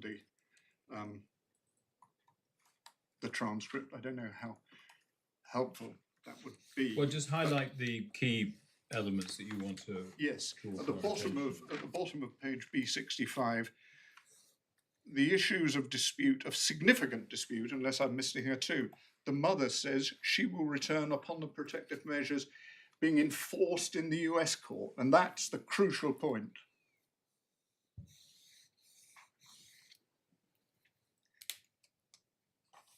I.e. that an order that encapsulates the agreement be mirrored in the US court.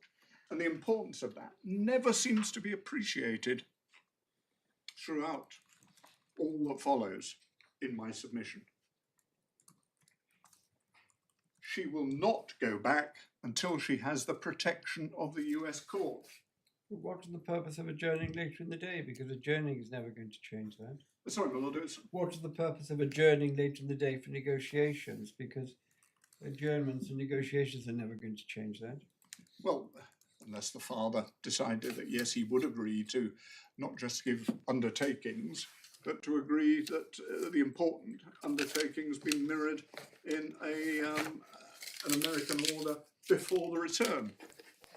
I mean, what the debate descended to what was an argument about whether any protective measures, and there's still issues about how much the father was going to provide in advance for funding for the mother, but there was a debate then about whether the protective measures would be more enforceable if they were set out as undertakings, or whether it would help on enforcement if they were recited in the order, or repeated or referred to in the order in some way.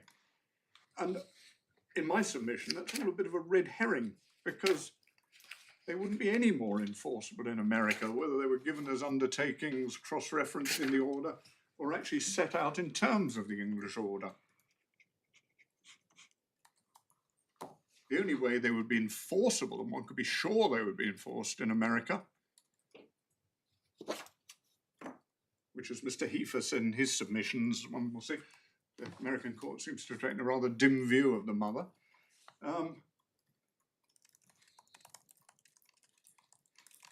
Is to have an order in the meantime.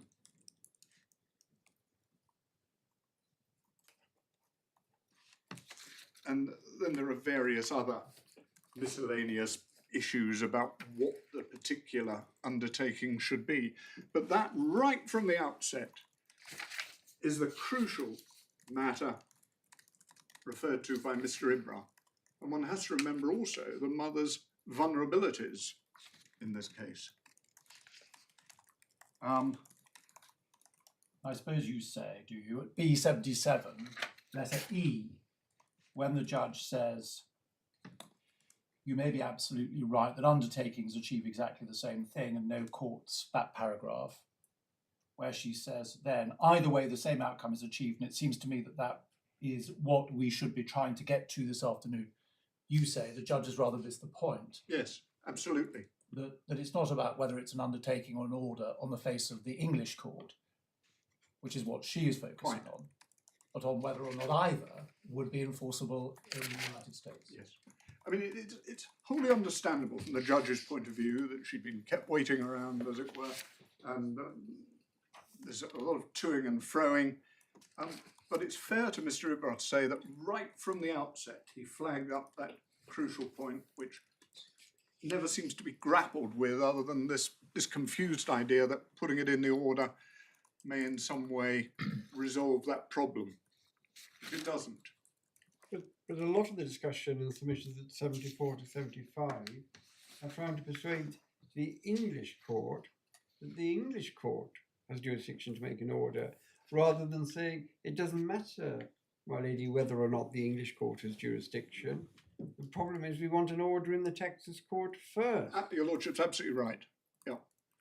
But as I say, it seems to have got rather lost in the wash, albeit it was clearly stated at the outset. And it doesn't matter, you say, anyway, because that is the core issue that's got to be resolved Yes. before return. And, well,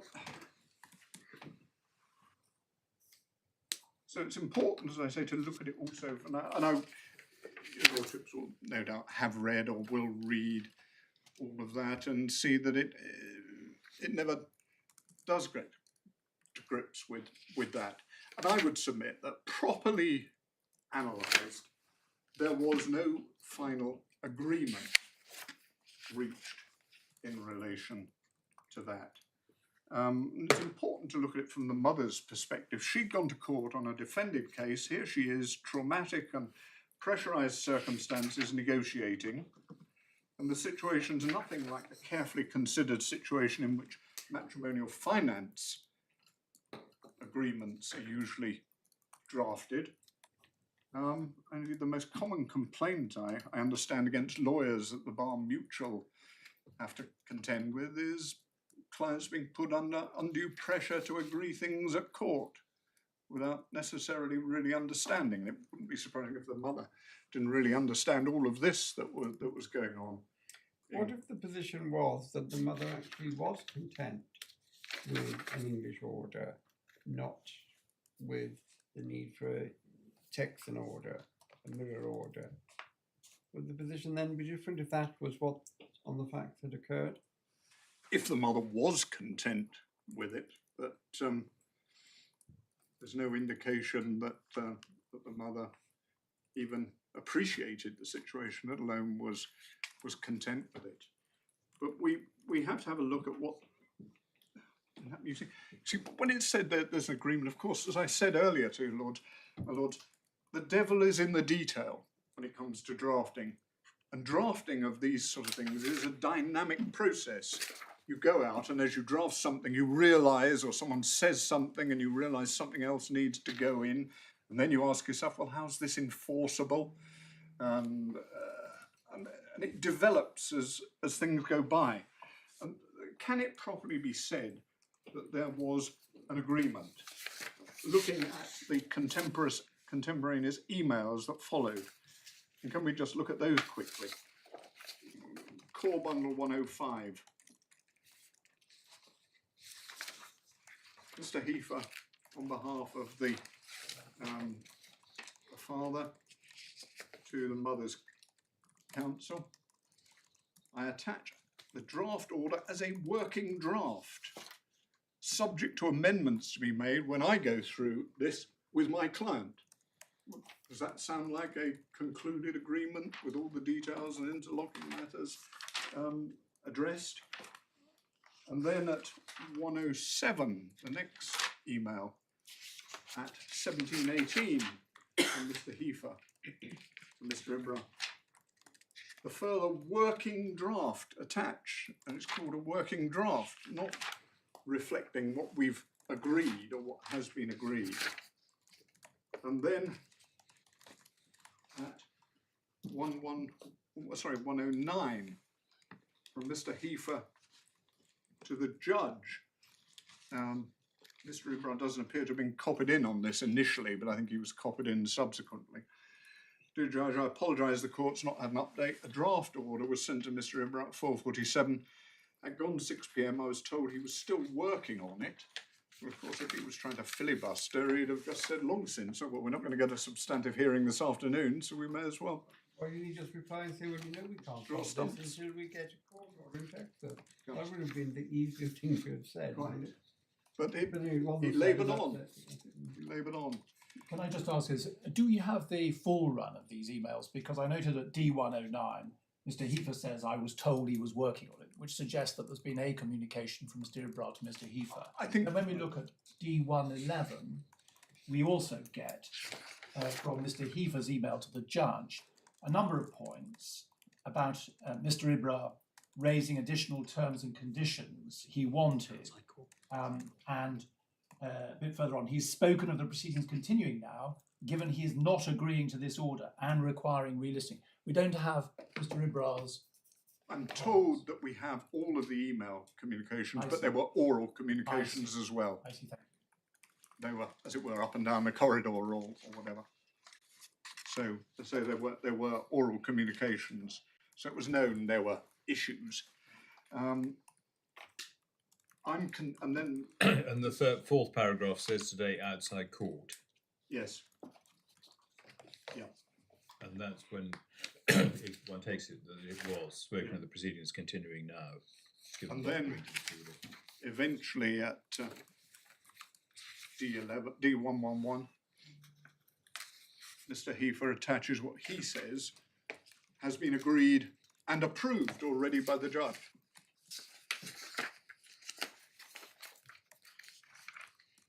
And says that his client will give the undertakings.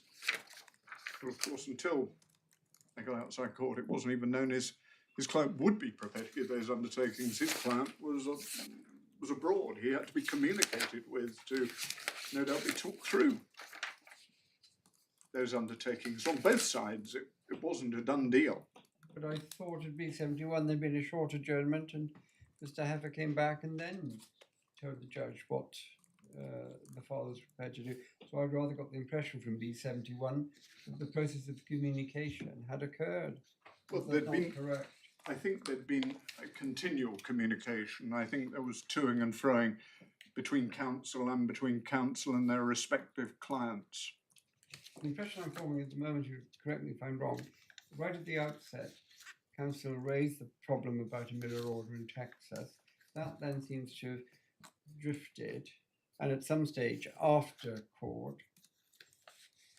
realization came that the mother wouldn't go without protection in Texas, and that required a mirror order. Was that not a fair summary?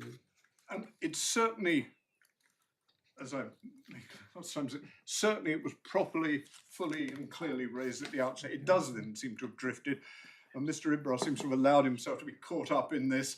Should it be an English order or should it be English undertakings or a Rather combination? than the focus on should And of it need course, to be a Texas one knows from drafting these things oneself, you then get outside court, you review it and you look to yourself and you say, hang on a minute, that's all very well, but that doesn't follow, does it? It's not logical. But can it properly be said in any meaningful sense that this was an agreement which was approved by the judge in the terms in which it was eventually put in front of her? Those terms weren't even seen by the judge until that letter, that email of Mr. Heifer's was sent to her. And in relation to this, can I also pray in aid by way of analogy? Two other situations in Hague Convention cases. First is the defence of consent. Now, of course, this isn't a defence of consent, but we're looking to see whether there was actually true consent to an order that's headed by consent. And consent is something which the Hague consent, and there's an authority, Mr. Justice Peter Jackson spells out in terms exactly what the defence of consent means. It means that you can withdraw your consent at any time until the last minute.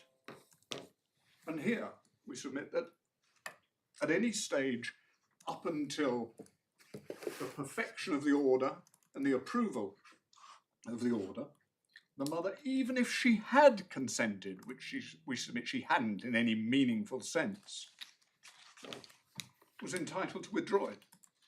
And certainly shouldn't have been listed as a consent, or described as a consent order. It was known by the 24th, when the order was perfected, that it certainly wasn't by consent then. The other analogy I seek to draw is the acquiescence line of cases, when acquiescence is used as a defence. And let me just take the court to the House of Lords case of Ray H in regard to acquiescence. And the important part of that, it's, sorry, I didn't tell you which tab in the bundle it is. It's 23. tab 23.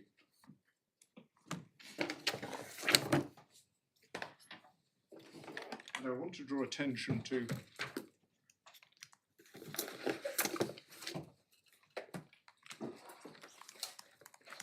electronic page 475, internal page in the authority 88.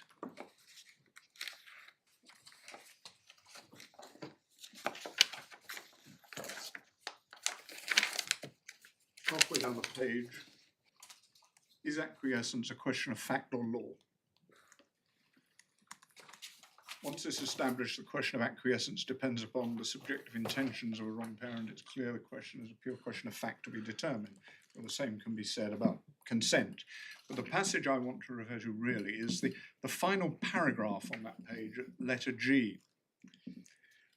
Although, says Lord Brown-Wilkinson, each case will depend upon its own circumstances, I would suggest that judges should be slow to infer an intention to acquiesce from attempts by wrong parents to effect a reconciliation or to reach an agreed voluntary return of the abducted child. The Convention places weight on the desirability of negotiating a voluntary return of the child, see Articles 7C and Article 10. I disagree with the footnote to the judgment of Lord Justice Waite if it's intended to provide guidance to judges in their fact-finding role. Attempts to produce a resolution from by negotiation or through religious or otherwise do not, to my mind, normally connote intention to accept the status quo if those attempts fail. Now, what I say is exactly the same about negotiations to try to achieve a consensual return. Nothing should be done to discourage such negotiations.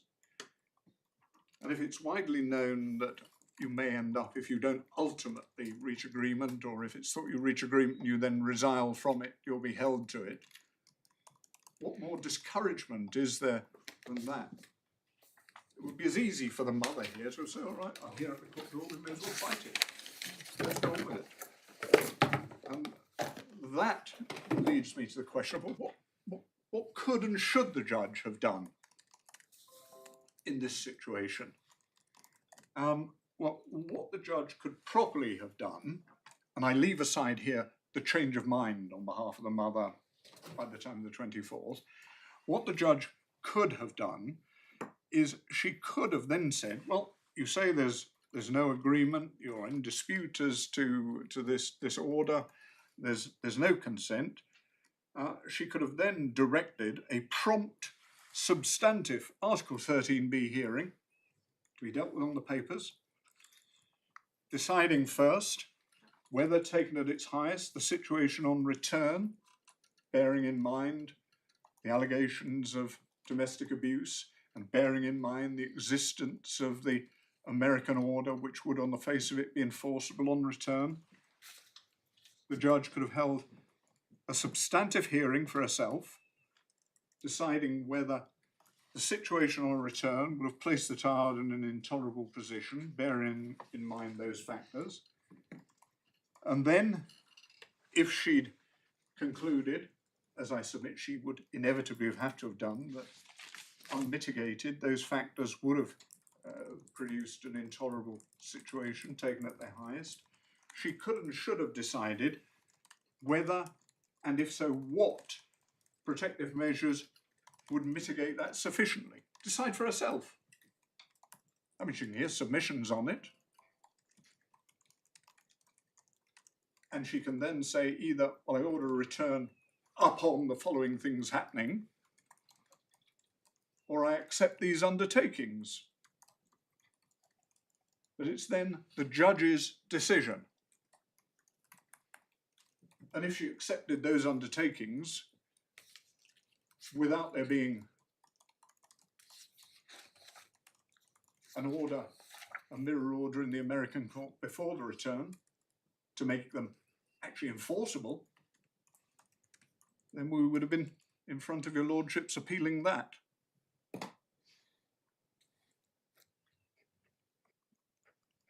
But that's what the judge could and should have done. It wouldn't have been a long process. I mean, she actually had all the information she needed to do that. She just needed to ask herself the right questions. Will there be an intolerable situation if these factors are not mitigated, taken at their highest? And if so, what effective protective measures are required? And that's what we say she should have done. The reasoned substantive decision, which she would have then given. How are you getting on time-wise? I'm nearly there. Because I'm on my last page of notes. you also need to deal with the what if there was an agreement. I know. So yes. Yeah. And I can deal with that one fairly swiftly. So she should have then heard submissions on that, which would have been quite straightforward, given a reasoned decision, which if anyone didn't like it, they could have attempted to appeal. It was unfortunate it developed in the way it did, but what was not appropriate was to make a supposedly consent order on the 24th, and it was certainly known by then it wasn't agreed, it had been agreed anyway, and it certainly wasn't agreed by the time we got to the 24th because of the change of stance. So the mother by the 24th was saying, well, even with protective measures, appropriate protective measures, I can't bring myself to return anyway. I don't know whether are Rose and Zidias orders headed by consent. I don't think they are. But does it matter if those words shouldn't be there? Isn't the key question, firstly, was there an agreement? Secondly, if there was an agreement which the parties didn't, for whatever reason, turn into an order, does the Court of Jurisdiction so to do and make an order? If there was an agreement, by the 24th, it was apparent that that agreement was no longer in existence. Can the judge then say, oh, well, tough, you've agreed it? And of course, we agree with Reunite that there shouldn't be any encouragement. People shouldn't be allowed to think they can mess about and manipulate the court in any way. But there's a difference between messing about and manipulating the court and acting in wholly understandable ways. If you look at the position of the mother, this vulnerable mother under pressure, it's hardly surprising. But in any event, we get to the 24th and the mother is saying, I'm sorry, I'm not prepared to return myself in any event. So whatever order you can't have an order saying the mother will accompany the child on a return, even if that were permissible. I'm certainly not consenting to that. But what do? And it's not actually like a Rose or a Zidias situation there, because in this situation, the focus still remains on the child. So what the judge had to do there, in my submission, was to say to herself,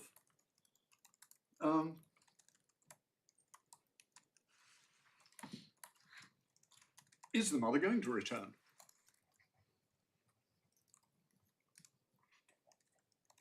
And if she's not going to return, looking at it from the perception of the child, as I must do, is that an intolerable situation?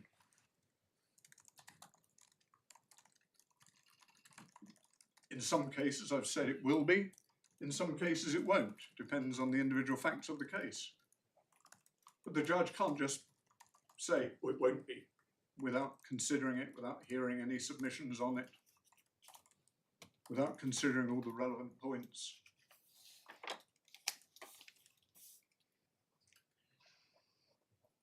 Now, there are lots of authorities dealing with seeking to reopen different sorts of order. There are, of course, the Thwaite line of authorities, there are the Barder line of authorities. None of those engage intolerable situation for the children in the way this does. But of course, the authority that my friends referred to has been given force under the rules now, as my lord knows, about setting aside Hague orders and reconsidering. It's our Family Procedure Rule 12.52a now gives secondary legislative force to that approach. The approach is still the same, the four-stage test that my Lord Justice Moylan set out. But in all of those situations where you're talking about reopening consideration, you have to ask yourself, don't you, whether there has been a fundamental change of circumstances which undermines the previous basis for the order. And if there had been an agreement which incorporated the mother returning, and if the mother is no longer to return, how can it be said that that is anything other than the most fundamental of change of circumstances? And you can't just say, oh, it's her manipulating. You don't know whether it's her manipulating the court.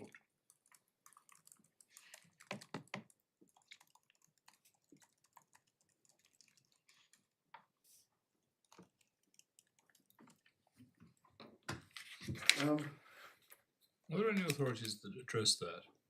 Any authorities that address that?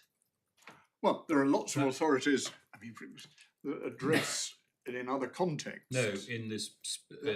I'm not aware of anything, and no one else has provided us with any authorities that deal with Hague Convention changes. Because it sometimes happened during the course of the hearing, hasn't it? I think that everybody's been proceeding on the basis that the taking parent will return, and then it becomes apparent during the course of the hearing that the taking parent won't return, and the court addresses that prospect. Yes, but you can't just ignore it. You can't, unless you've got a legitimate basis for saying, well, this is undoubtedly manipulation. You've got to, as I say and as Reunite have said, you've got to bear in mind the interests of the child in all of this. But leaving aside manipulation, there might have been a situation, it may not be this case, where the parents are content that there'd be an order, the mother would go back, and there's a degree of trust and the undertakings are enough. And the parties then go off to adjourn the order. The mother says, no, I've thought about this now. I'm not going back and stop. On your case, that's a fundamental change anyway, manipulation or not. On my case, it would be a fundamental, and isn't it? I asked rhetorically, why isn't it a fundamental change? And looked at from the point of view of the child, if the absence of the mother on the return would place that child in an intolerable situation, then the court is obliged to look. Technically, one can make an application under Family Procedure Rule 12.52a. I mean, it's right to say that generally those applications are not made sort of the next day after an order, but of course this is all artificial because these orders were both made on the same day in reality. They were both made on the 24th, by which time it was said, well, this isn't a consent order, whatever it is, and even insofar as it was ever agreed. But then being a newcomer to this field, why doesn't a parent, and I'm not saying it's this parent who is manipulative, say, well, I know what I'll do. I'll sit there quietly, we'll go through the hearing, we'll get to the end, and I'll make it appear that I'm going to go back with the child. And then you get to the end, the mother says, or the father says, I'm not going. Yes, So how does a court avoid a waste of a day when a charge is at stake? Well, my simple answer is, yes, that could happen. But And of course- I suppose that in those circumstances, the judge has available to him or her a spectrum of procedure for dealing with that and could deal with it pretty summarily. Yes, But what you're saying is that the court at least has to look at it, Right. however summarily, Yeah. before making a decision about it. yeah. And as Reunite have said in their submissions, there is undoubtedly the power to reconsider. I mean, the court will often look at it with quite cynically, but I mean, look like here, one could approach it with a cynical eye, or one could say, well, here was a mother who was vulnerable. Here was a mother who went along to this hearing thinking it was a contested return, didn't really understand the whole process in any event. She went off, and as she told her counsel afterwards, she then had flashbacks and horrors, couldn't bring herself to return. May be true, may not be true. But whatever the fact is, if she will not return, as the authorities as Ray show, it's not a question of the cause of the intolerability, it's the fact of the intolerability. So if, as a matter of fact, the mother is not going to return, and if as a matter of fact, that would place the child in an intolerable situation, it might not.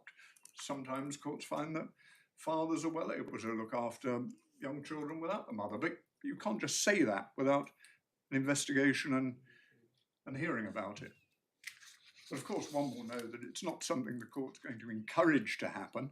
And if you're going to make that application, you jolly well better have a good basis for doing it.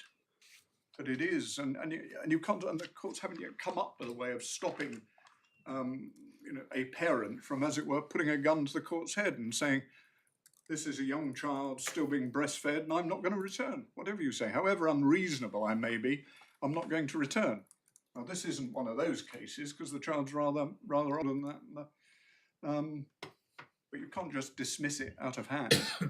But yes, you can. There's a specific process for applying to set aside on the basis of a change in circumstances. Thank you. Now, looking at the time, And my lord, all that I do now is just endorse or seek to endorse what Mr. Ibras said in his written submissions, in his skeleton argument, without actually going through those, but leaving the court to deal with those. So those would be my submissions. thank you very much.